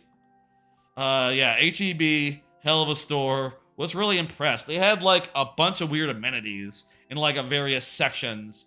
You know, like they had like in a section that had like nuts in it, right? They had like a thing that you ground up nuts in, and apparently you can use that to make your own peanut butter that you buy. And they had the same sort of thing set up in the coffee area. There was like a machine for grinding up coffee beans in like the coffee area, and as a result, that whole area just smelled of coffee. You know, a bunch of stuff like that, where like, yeah, you know, you of course, these places, they have like a butcher, they have like a bakery, they have that sort of thing, but a sushi bar, like a sushi stand, like a coffee bean grinder, and also like, you know, they had like all the common amenities that you want, like everything you can get at Target, like the regular brand, your regular brand of bagels, your regular brand of like jelly, all the regular brands you're happy with, they are at the supermarket. But also it has like a ton of variety on top of that, including like in this image you can see in front of the sushi area, There's like a whole area of like pre-prepared foods. Now, I will say that these pre-prepared foods, they were more in the line of like, they were more in the ballpark of like they were more like foods that you put in the oven for 20 minutes and then they are like fully a full meal, right? Less than just putting them in the microwave for 3 minutes. You know, I think in Japan, when in like convenience stores, they have like pre-made food, it's more like just put it in the microwave, or even you can have it at the convenience store. You can have them microwave it for you if you want. You know, it's more like that in Japan, and I think that would be like more what I would want. Also, I think that they should sell pre-made Jimmy Dean breakfast sausages. Like, I love Jimmy Dean breakfast sausages, but it's too much damn work to cook them up. If they sold them pre-done, I would get them every fucking... I would eat them for breakfast every day, basically, I'll say. As one suggestion for them. Anyway, massive grocery store. I think it's just the most impressed I've ever been by a grocery store, by, like, a store of that nature. They had everything that I would want, and from, like, a regular Target trip, and so much more, in exclusive brands, in, like, stuff that is, like, you don't see at other stores like this. And I was able to buy a bunch of that in addition to like the regular stuff that I would like.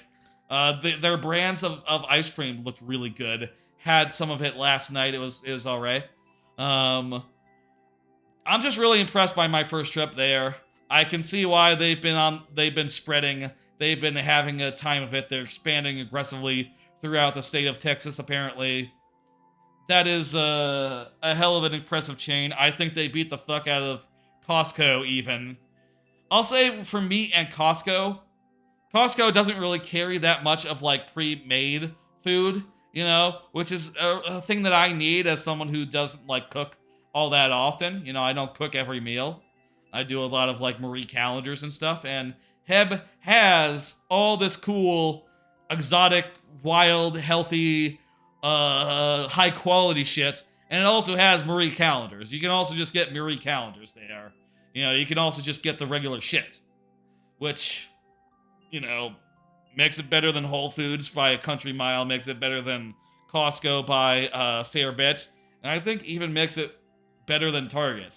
Target is still closer to me, so I might still keep going to Target most of the time, but goddamn, that is the most impressive goddamn supermarket I have ever goddamn seen. Just wow. And I'll say one more thing. I mentioned also that I was curious about Cowboy Chicken. I did look and saw that, like, oh, you know, Cowboy Chicken, it's like rotisserie chicken. The nearest place, all those places are about as far from me as the nearest, like, Boston Market. And I like Boston Market a whole hell of a lot. So if I were to go get, you know, rotisserie chicken, I'd probably still go to, I'd probably just go to Boston Market.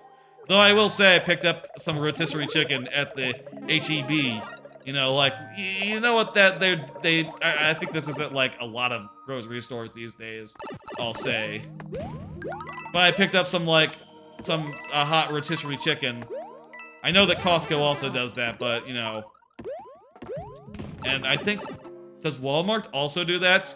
I think everyone but Target might do that. Like, just having rotisserie chickens. Just like, you know, that you can buy. I guess that's also part of what's...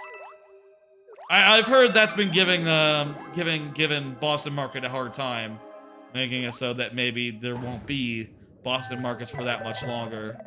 The fact that anyone can just go buy their signature market, their signature item at a grocery store, you know? Rotisserie chicken is underrated. You always forget about it. It's so good. Hell yeah, I love rotisserie chicken. I feel like we were talking... I feel like Fauntleroy... Did you once say that it was your favorite food that you forgot about most often? And then I segued into a conversation about, like, what's your favorite food that you forget about? And I feel like for me, it's probably something like...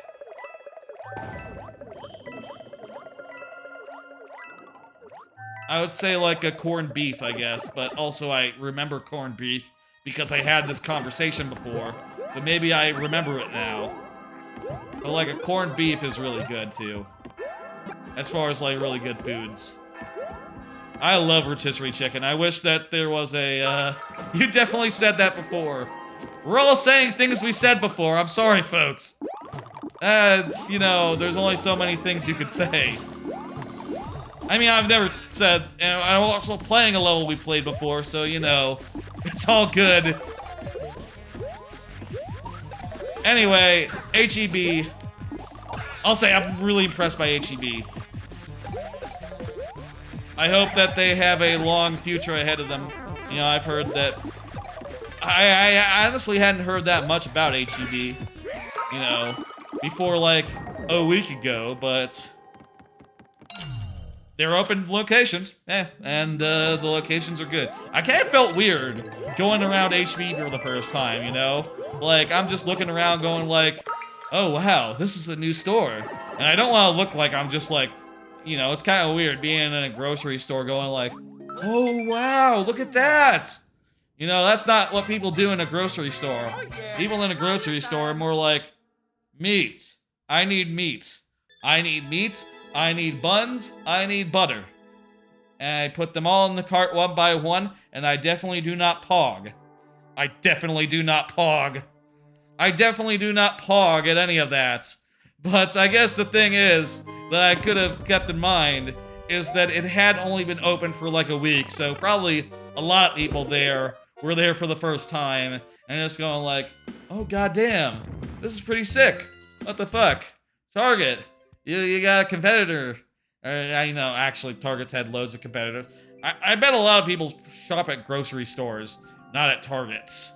I don't know, I like Target though. Also, it's convenient. That's like their main thing for me, is they're convenient, and they're a little nicer than Walmart. Just a little nicer than Walmart, you know? I don't pog. I think I occasionally do pog.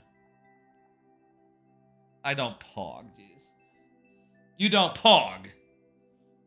You don't pog at a grocery store. Great. Okay. It's handy to get jeans and bottled water at the same place. I don't get bottled water because I just have like a water filter. But yes, you're gonna head out after one more level. You're gonna head to bed. Is it that late? It is 9. Jeez, been going for 3 hours. I have. Did I hit complete and next? I don't think I did. Let me hit complete and next. Complete, next. And let me do another card. Do the kids know Land Before Time? Was thinking about Land Before Time. I don't know the kids know Land Before Time anymore. Do the kids know Littlefoot?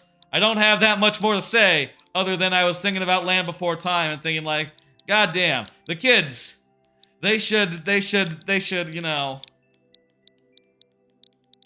The kids need to learn their history. Watch the Land Before Time, and all dogs go to heaven. Is that on streaming services? One screen madness. We will die if we lollygaggle. Okay, so there's a tight timer on this level. I don't think the kids know Land Before Time. Okay. So how tight is this timer? Jeez. What? What happened? Well, that was the second life. This timer is 500 seconds. Wait a minute.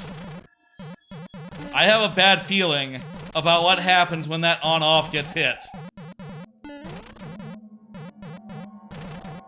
Oh, we need to use that spring to get up there.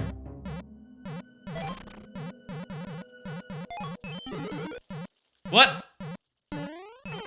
Oh, no! Oh, it's fireballs that drop on us. Okay. Shit. Between time is the Mount Rushmore of film franchises that packed its first movie, and every sequel isn't as good. Yeah. Yeah, that's definitely true. They did a one and done. I don't understand how we're supposed to get on top of that thing. We're out of lives! Shit. I don't even a little bit see how to do this yet. This looks... Well, next time, you know, we'll get more time to do it, I reckon. I'm gonna dismiss it because there's nothing else in the queue at the moment. Oh, Lord Bowser just put one in. Perfect, okay. Good timing, Lord Bowser. Pull up the tries. I still got cards left, so we're still going. Y'all know about that TikTok NPC meme? It's too weird. I heard this come up on, like, I was watching, Dan Reichert and his sister Kayla, and she was, and they were streaming with their father, and they showed him a TikTok meme where it's a person that's saying weird words, and it's just like stuff like pizza so good, and it's like what the fuck, and just like the person saying those words over and over again, and that became a meme through the rest of that stream. Kayla just saying like pizza so good, yummy yummy. Stuff like that, and it's just like, who says that? What NPC says that? That's not what an NPC do. And I just look at that and I feel like, okay, I think I understand where this is coming from, right? I think I understand where this is coming from. I think it started with that guy that was like Skyrim in real life, where it was the guy like walking around awkwardly and saying like what were clearly canned lines, you know, like the kind you would see in Skyrim. Like, you know, I used to be an adventurer like you once, but then I took an arrow to the knee. Stop, adventurer! Stuff like that, you know? And then it eventually morphed and mutated until, like, people who just don't have the context got their hands on it and just, like, going off the originals sort of spun that into something... shit. That feels entirely surreal and it's entirely, like, disconnected with, like, the reality of the genre, you know? Okay, those are spikes, so that mushroom was just lost to us. Oh, no. I think that shit's weird. It's another example, I think, of, like, every time I look in and see, like, a TikTok thing and learn about it, it's like, I am off-put and I'm weirded out, and I think, like, oh... this can't be good for society. You know, this can't be good for healthy brains. To hear someone going like, just saying weird things repeatedly. I will also say, you know, it is important to note, it is true that you can get very rich. You can make money saying weird words over and over again. Important to note, most people saying weird words on the internet, they don't become rich. It's a rare thing, you know, like winning the lottery to become, like, a viral weird word sayer. I think most people who say weird words on the internet just look kind of foolish and don't, you know, build audiences, I would reckon. I'd reckon 9 out of 10. I'd reckon, like, more than that, even. I will say one thing I was thinking about that I ended up not doing a card for. Was thinking about how audience size, right? Oh, we just got a checkpoint that refreshes our doodads. I was thinking about how a lot of the streamers that I've been watching over the last, like, year or so, you know, a couple of years, it does seem like sometimes that, like, the actual size of the audiences as far as, like, live viewership doesn't really change over time that much. It's more stable. But I think that's fun. I think that's good, you know. Fuck! Oh, no. I feel like that's... we all like a little stability, you know? I wonder if it's just, like, a matter of discovery or just, like, you know... even for, like, some streamers who have, like, you know, always have, like, you know, in the manner of 10 to 50 to, like, 500, you know... even they seem to be, like, pretty static as far as, like, yeah, you know... they were at, like, 500 2 years ago. Still do about that many on a average, you know, Friday night, you know?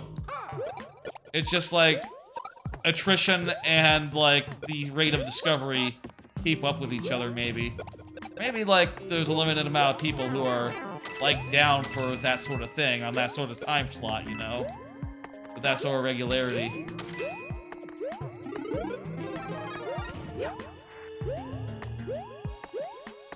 But also I have heard it said that like in some of the communities I'm in, right? That said communities are like the perfect size, you know? That like, oh, if the size of this Discord doubled, it would be unusable, you know? People have said that of some Discords I'm in. And, you know, I don't disagree necessarily. Though I think that we could stand it. We could stand the double here. I think that some other, like, a lot of people could stand the double, obviously, but you know, it's I guess it's a rare thing, you know, to move the needle that much. Oh yeah, Mario time. That said, you know, hey, we're growing, and I'm sure, like, we're growing as far as followers go. They grow as far as followers go. Everyone grows as far as followers go, and you know, maybe even like subscribership as well. There's no one left in the queue. Good night, Trebucket. You have a good one. Anyway, that's that thought. A little bit like, you know, inside baseball and all, so I wasn't sure, like, if we should do it. But fuck it. You know, we can talk about whatever we want here. Let's go. Here's what I'm gonna do. Bowser. I'm just gonna, like, I'm gonna minimize and I'm gonna play one of my own levels. And then I'll play one of your levels, and we'll go back and forth, okay? We'll do it like that for the time being. While there's just the U and Q. While it's just U and Q. Anyone else, feel free to get one in. It doesn't even have to be your own level. If you want to, like, find one and give it to us, that'd be cool. Meanwhile, let me show you one of my own levels. I'm gonna go with Koopaverse 4, Abyssal Asteroid. Very cool water level. One of the last ones that I did, like a handful of months ago. And also, I'll do another card. I watched it net again, in a watch party. I mentioned before that Dan Reichert was gonna do a big stream with his dad, and make his dad watch Annette, which is a very, very bad movie. And he was really looking forward to this, and I was as well, because we just all knew that Paul was definitely gonna hate the movie, and that would be hilarious. And sure enough, he hated the movie. He thought it had no plots. He thought it was confusing and weird in so many ways, and just couldn't conceive of anyone who would like that movie. And I'll tell you the truth, I feel the same way. I think Paul is right. That movie is atrocious. The music is just the worst music imaginable. And the plot is just like so boring and so full of repetitive stuff that my eyes sort of glaze over, and I feel like I am definitely missing parts of the plot where I just like lose interest and like just play my Pikmin or whatever the fuck I'm doing and don't pay quite so much attention. You'll send over someone's Super World when Deluxe is done? Cool, cool. That sounds nice, Bowser. And like the music is like so terrible, man. Like there's a song that's just like them singing, you know, the female lead, Marion Cotillard and Adam Driver. I thought it was Scarlett Johansson, but apparently it's not her. It's Marion Cotillard, who I don't know who is, so I have now learned who Marion Cotillard is, I guess. Anyway, they're just singing repeatedly, "We love each other so much," and that's like 90% of the song. Them repeating the lyrics, "We love each other so much," and they're just like going places and singing the lyric, "We love each other so much." It's just like, oh my god, fucking write some different lyrics, man. What the fuck? I will say that scene is neat in that there is some, like, I'll say this, there's some cunnilingus in that scene, which is nice, you know, and you like to see it.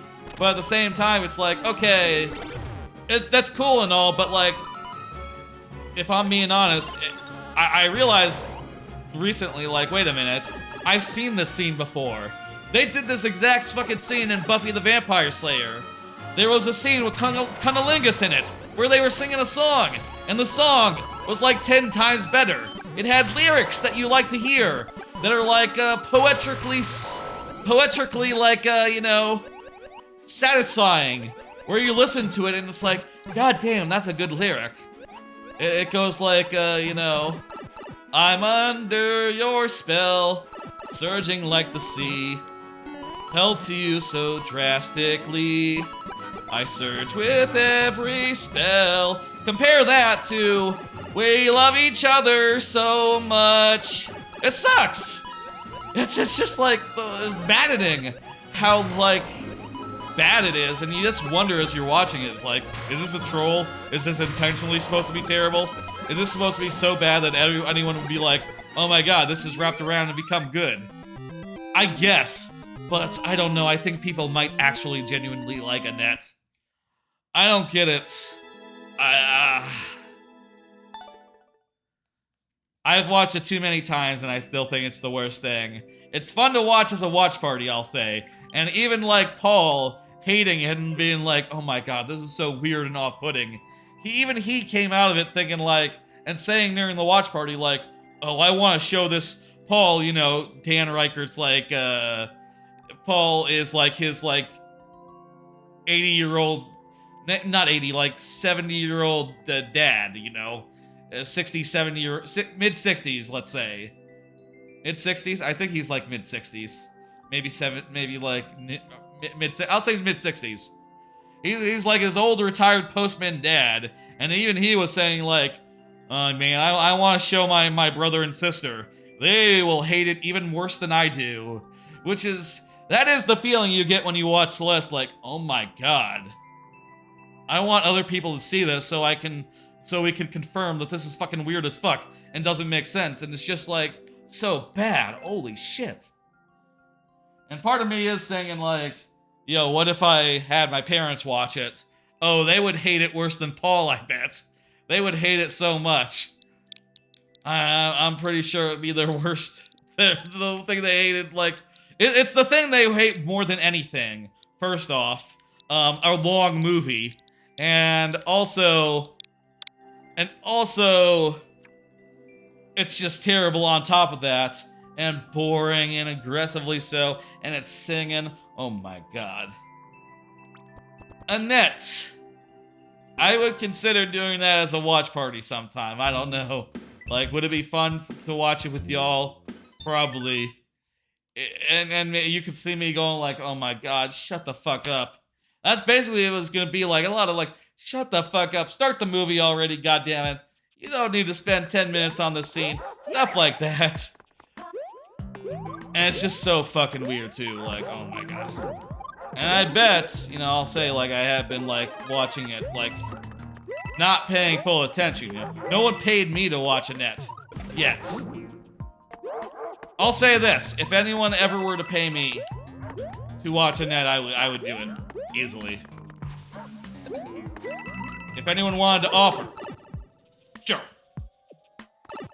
An amount? Fucking I don't care. Whatever. You name it. How much do you think I would accept to watch Annette? I'd probably accept it.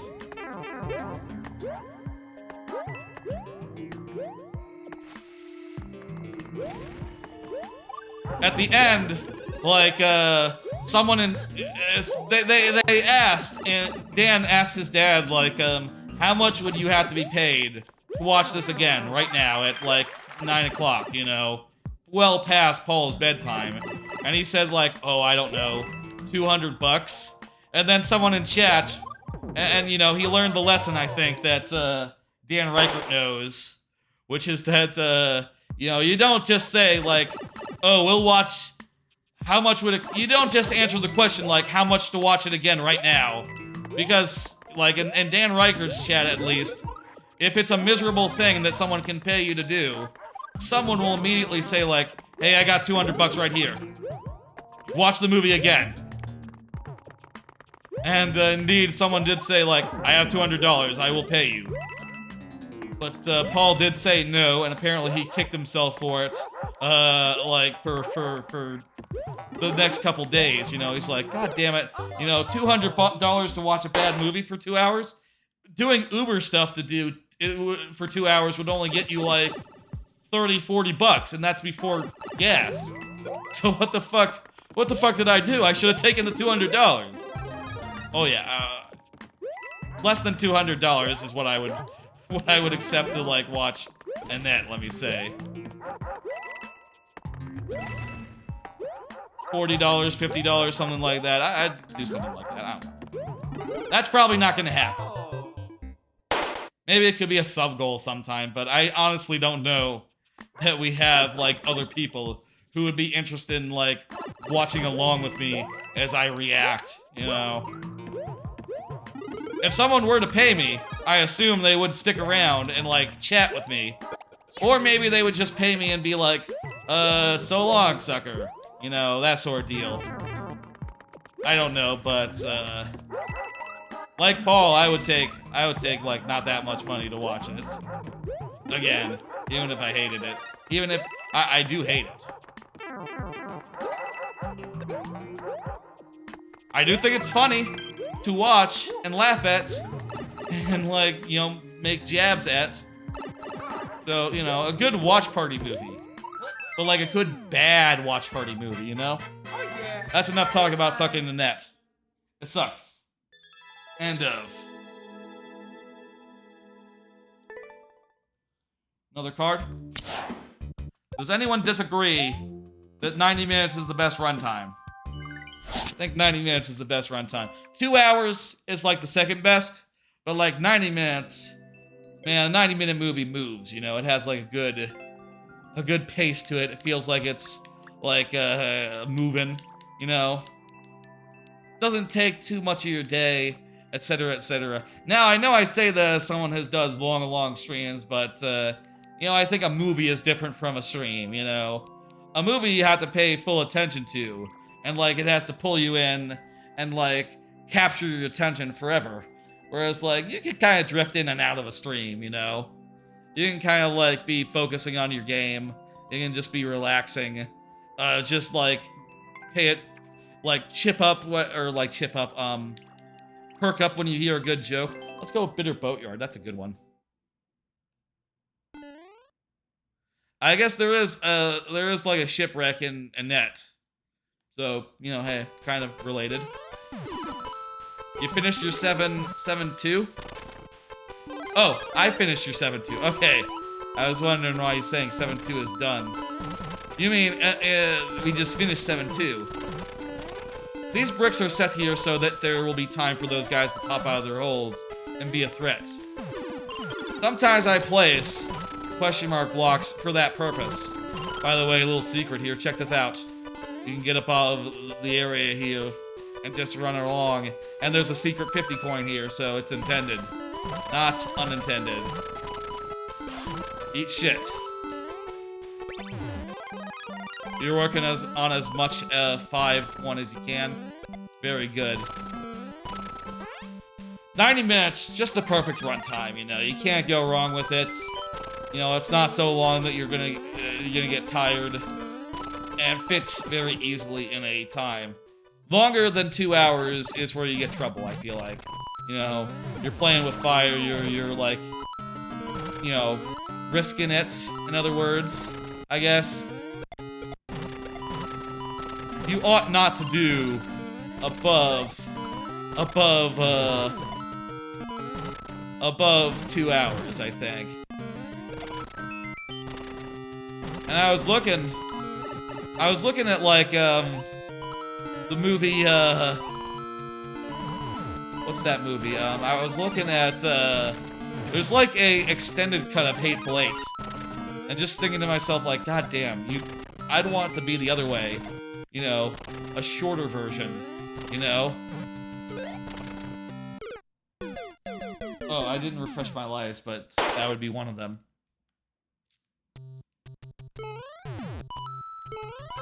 This level, as you can probably work out, is all about breaking through these bricks. And, you know, I like the idea of just, like, having to deal with landing and breaking where you land and trying to survive from that. Of course, you could take several hits and, you know, not have to deal with that, but where's the fun in that? You ought to deal with it, I think. More fun that way. Dang it, missed my spike helmet here.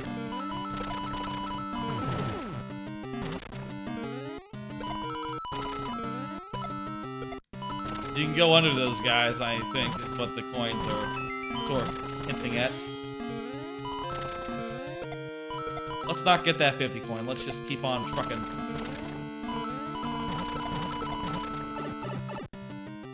Ooh. That was Bitter Boatyard. Well, nice level. Should have put something at the end that required you to have Big Mario for, or the Spike Helmet for. Like a 50 coin or something would have been good for, like, the final area there, but I kind of like it as is. Doesn't really need that final bonus. I kind of feel like breaking the blocks is its own reward, you know, especially when they have coins in them. Back to Lord Bowser. Card. Meaning to get back to some other games, and this is the last card. I have a list here of games I need to get back to now that I'm done with Pikmin, now that I'm done with, now that I'm done with Tears of the Kingdom. Need to get back to Jedi Survivor, Like a Dragon, Ishin. Those are two that I picked up right before Tears of the Kingdom, and haven't touched since. I really ought to return to those, considering that I bought them, and I'll say I wasn't, like, super enjoying Jedi Survivor that much. I found that each level was really dragging for me. I feel like each level could be, like, a half the length, you know? But Like a Dragon Ishin, I was finding to be really charming, but, like, not Tears of the Kingdom charming. I've also not been playing Diablo 4. Really should, like, power through that and, like, finish a campaign. I was really liking it at first, Diablo 4, but I've just really fallen off since then. And also, Humanity, I'm nearly done. I'm in, like, the 6th area. I think I'm nearly done. Feels like it's nearing an end. It's just that that 6th area became such a drag that it's really, like, sapping my enthusiasm to go back to that game.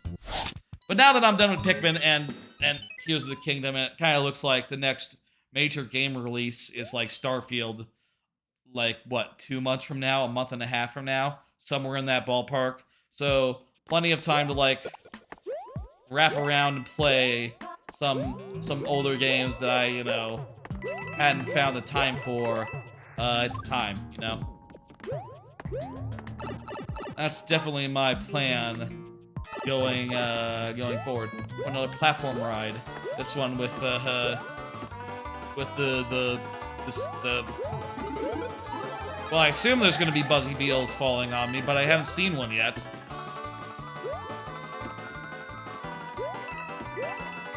There's the Buzzy Beetles. That's pretty well timed. If they happen to land on the platform anyway. If they don't, it's kind of silly. They just end up going out into the void, you know? Kind of even works better than the places where it's like, you know, you trigger them by moving. You know, because they won't accidentally trigger in this case. Okay, this is another new sequence. This is a new sequence.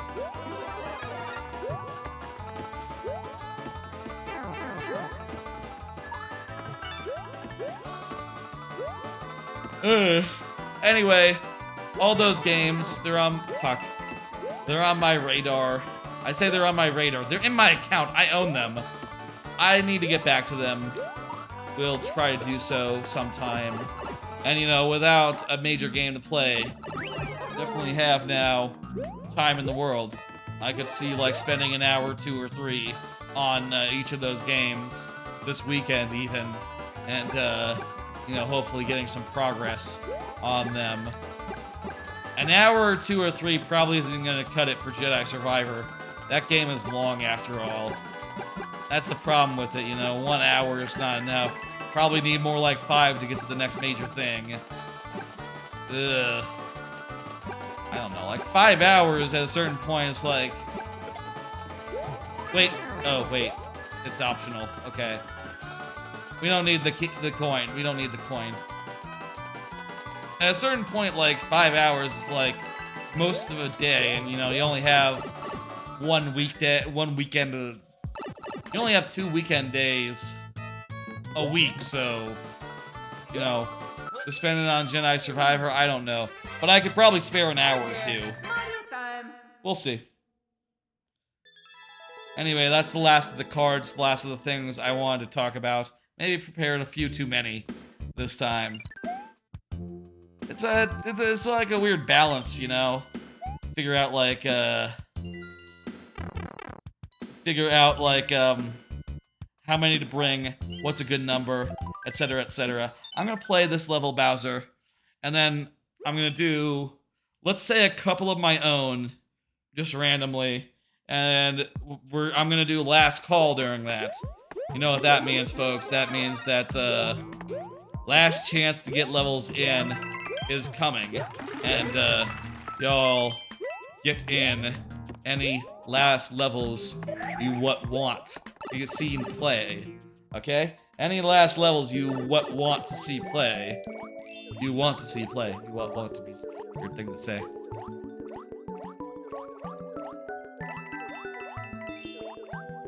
I think I know, by the way, and I don't know if this is too meta to say. Tonight's VOD, I think, is gonna be called, You Don't Pog at the Grocery Store. That's too good. You Don't Pog at the Grocery Store. That's a good title. HEB, I'll say again. Really fucking impressed. That's one hell of a grocery store.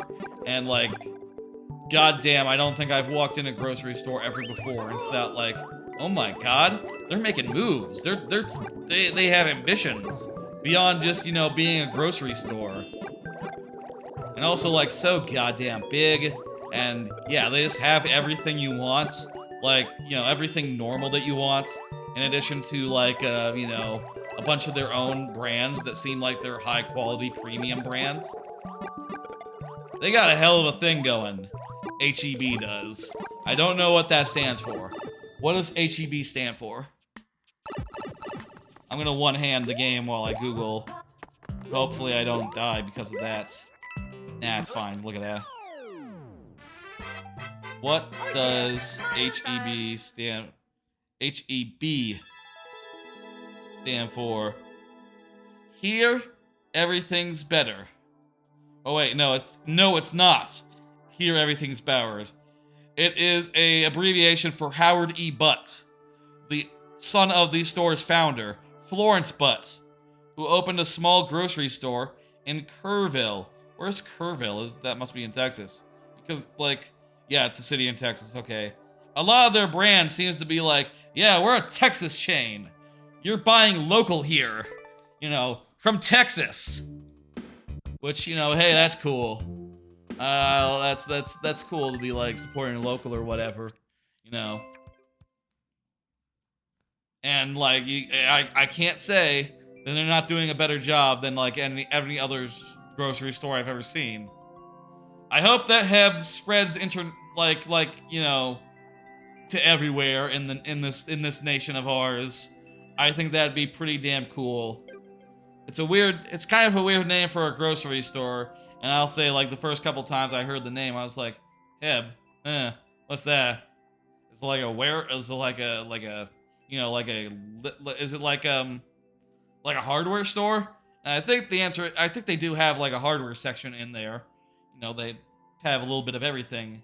But mostly they're a very upscale grocery store with a wide variety of choices, as well as all the standards, like, covered properly.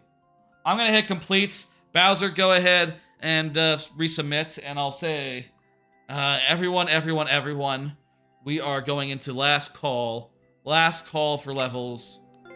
I'm gonna play a couple of my own, and, you know, we'll go from there. Is there anything that's related to grocery stores? Or a net in here? What's a grocery store themed level? That's not a thing. Honeycomb Hollow. You can buy honey at a grocery store. A rib might be like slathered in honey. Okay. That kind of works.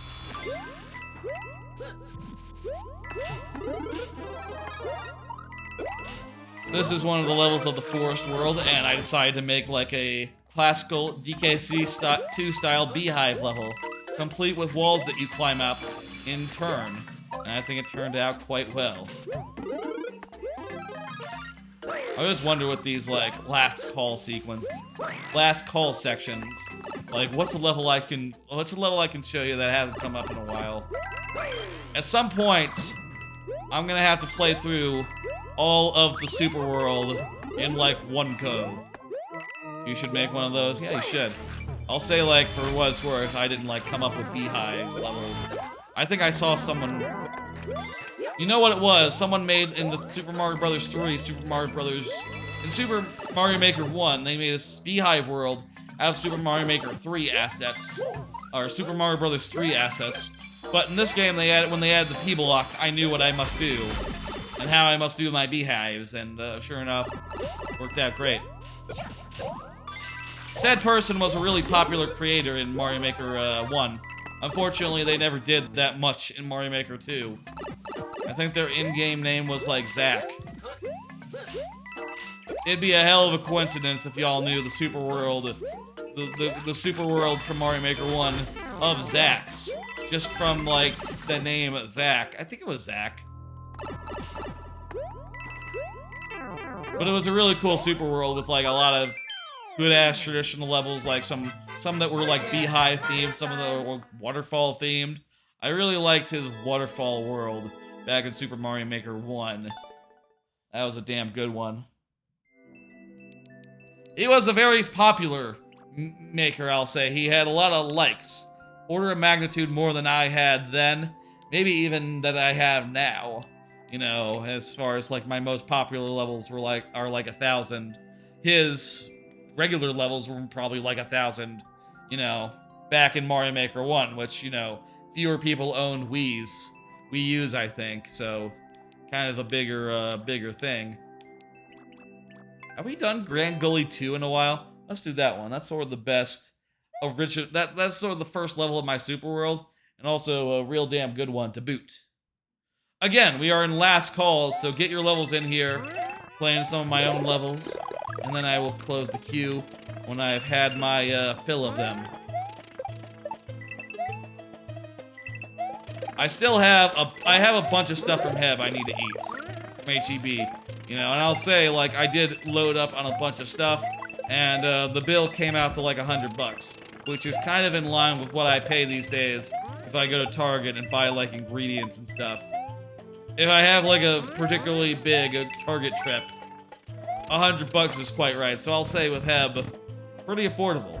I brought a bunch of the like pre-made foods where you put them in the oven and they cook up, including one that's not in the oven but you do in the microwave instead.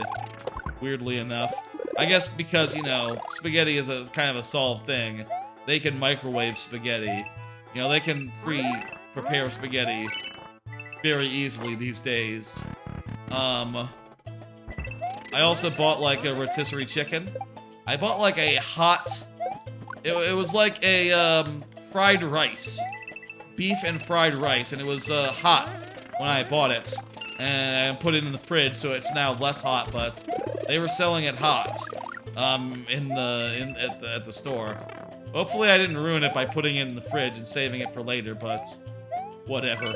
I will say I think I ruined the sushi that way, but, you know, you live, you learn, I guess. And also maybe you'll only buy sushi in a restaurant, you know, rather than at a grocery store. That's my theory. That's my current theory of sushi. You want the rice to be freshly cooked, and you want the sushi to be freshly cut. You know, those are the two things that'll make the sushi. Also, you need one of those shallow little bowls that they have at the sushi store where you put your soy sauce in. I didn't have one of those, and I was just like running around thinking like, what am I gonna do? Am I gonna put it in a spoon? I could get a spoon and put some soy sauce in a spoon. should I get like a little measuring cup? Ended up just putting it on a paper plate, and the soy sauce ended up just like forming a very small puddle, so ended up not having to do anything fancy for it, but, you know, still was a little bit of a thing, you know? Let's see.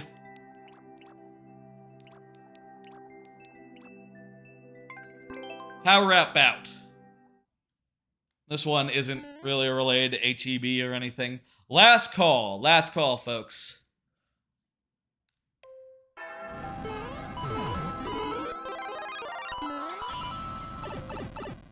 And tell you what,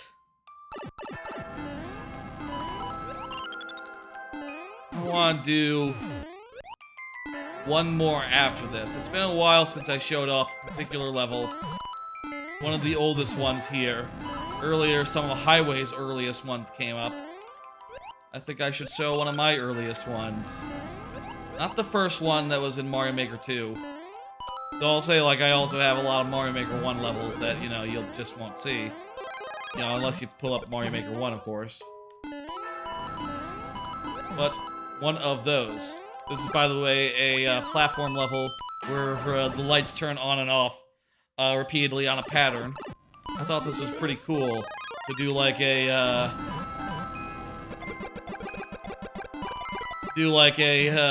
blackout basement style level and pair it with the moving platform. Like ends up making it so that the level can be pretty scripted. Insofar as like, yeah, as you're coming up on this area, these guys start falling as the lights turn on, and it shows you where they are, and then the lights turn off and you have to deal with them, because, you know, you can't wait for the lights to turn back on, essentially.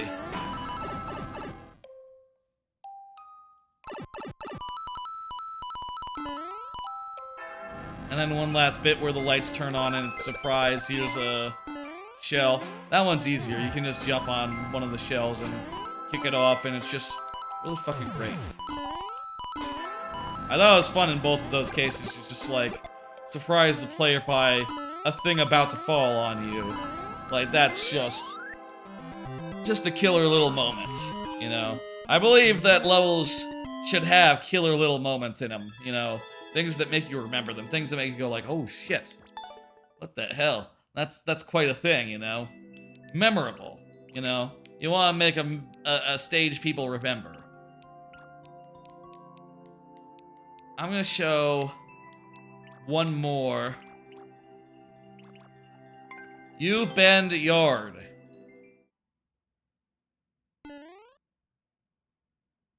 I don't think that toilets have anything to do with HEB and nets or anything else we've talked about.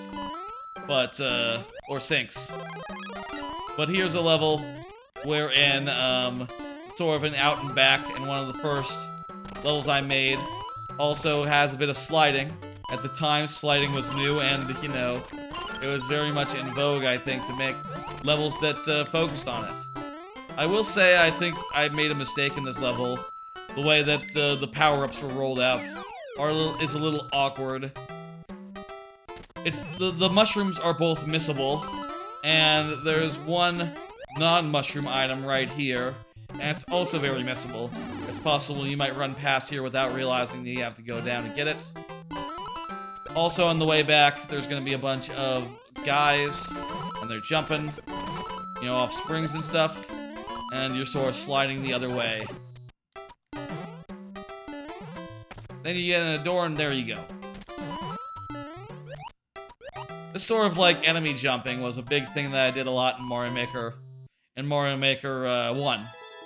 So I thought it would be cool in my second level to do stuff like that. And I'll say one of my levels in my next, in the Super World, ought to use the idea.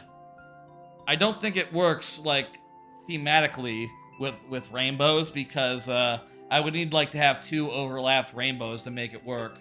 You know, like, just show for sake of example.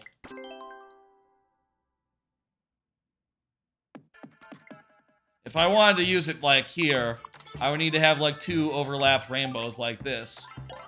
Which, honestly, you know, doesn't look bad. You know, Ripsaw Rainbow, maybe the idea should just be like, hey, it's time to bring this back. It's time to bring back this. And do it again. And also, there'll be some Ripsaws involved this time. Like, you know, you'll have to navigate around Ripsaw's while dealing with enemies that are jumping from platform to platform. Not a bad idea. I was thinking, like, maybe one of the later levels could do it. Like, either the boat level or either Derelict, or maybe Pokey Pressure, or the final one even, Playtime Palace, could very easily have those things. And that would be the last level, so, you know, be a pretty cool one to use it for, but maybe we should use it for this. Maybe it's time to wheel it out. And certainly it would give something that this level is needing. A little bit of a punch-up. You know, something that really, like, really gets you, you know? I'm gonna do one more level because it's sort of related to food. Which is, Harvest Heaven. Sort of food related. HEB's got food. Harvest Heaven is, like, about food. There you go. Also, another one of my earlier ones, and I'll say I think this is the one that's, aged the best. I think I made the least mistakes, and I am the most, like, pleased about it, and still to this day, I love it. How is the world record 30 seconds? That's amazing. Did we do this one last week? We might have done this one last week. But whatever, it's relevant. It's a good level. Try to make all sorts of weird fruit out of, like, various blocks. And I think it turned out quite well. Last call, by the way. Get your levels in, and that'll be that.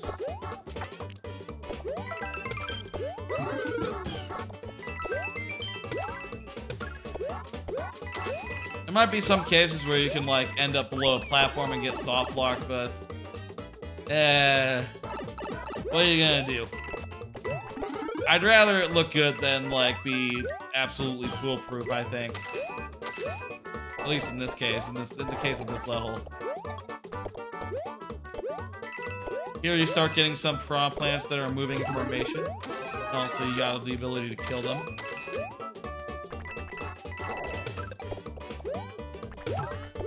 In this case, I did sync these guys up, so they're, like, sort of moving at they're always going to be in the same place relative to each other. But, I really just messed up how that works, or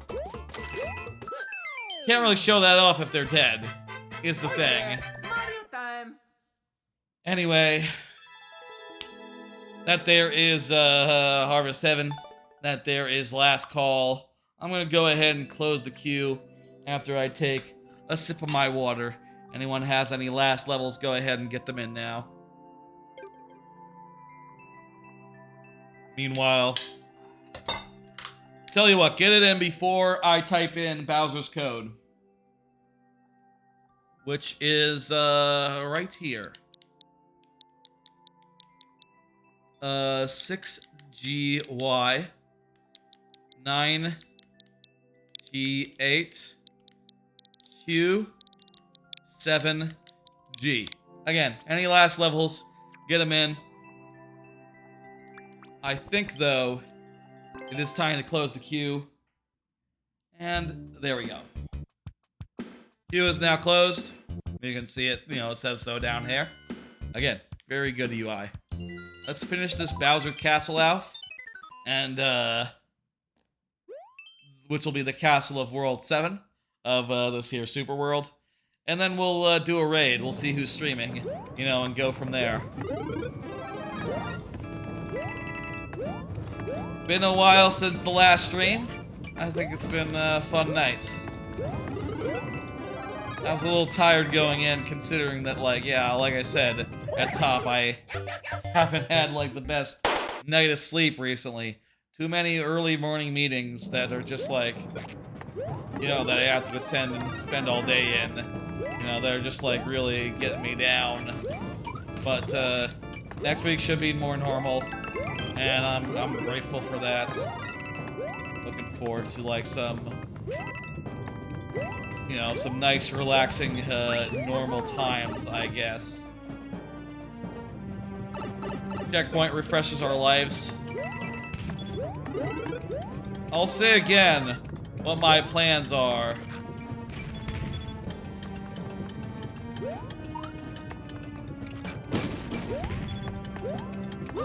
Yeah. Damn it.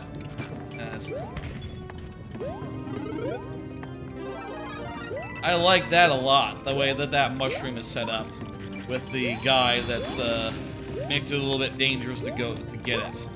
That's very well done, Bowser. Good power-up placement.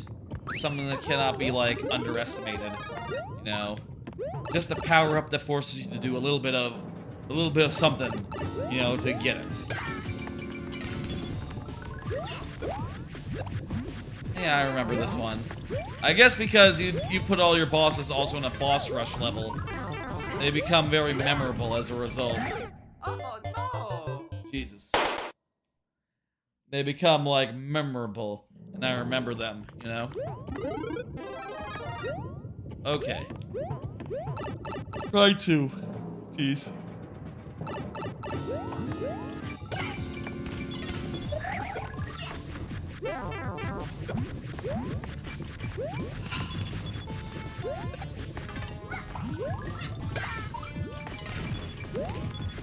One more, and then we're done.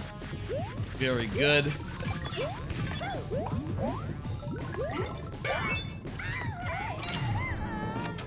Very good, folks. This is the 7th world, but I guess what that's saying is, like, yeah, we have now gotten to World 8. Next time we do a Lord Bowser level, it'll be World 8, and then Bowser will have something else for us after we finish, apparently. Which sounds pretty cool. I'm looking forward to that. Okay. Ooh. Complete. Let's go ahead and get rid of the lightning round there. And we can get rid of the queue as well because we are done. It's done. Thank you. Thank y'all for stopping by, for giving me such so many levels, and for chatting this whole time. Thank you for the raid earlier.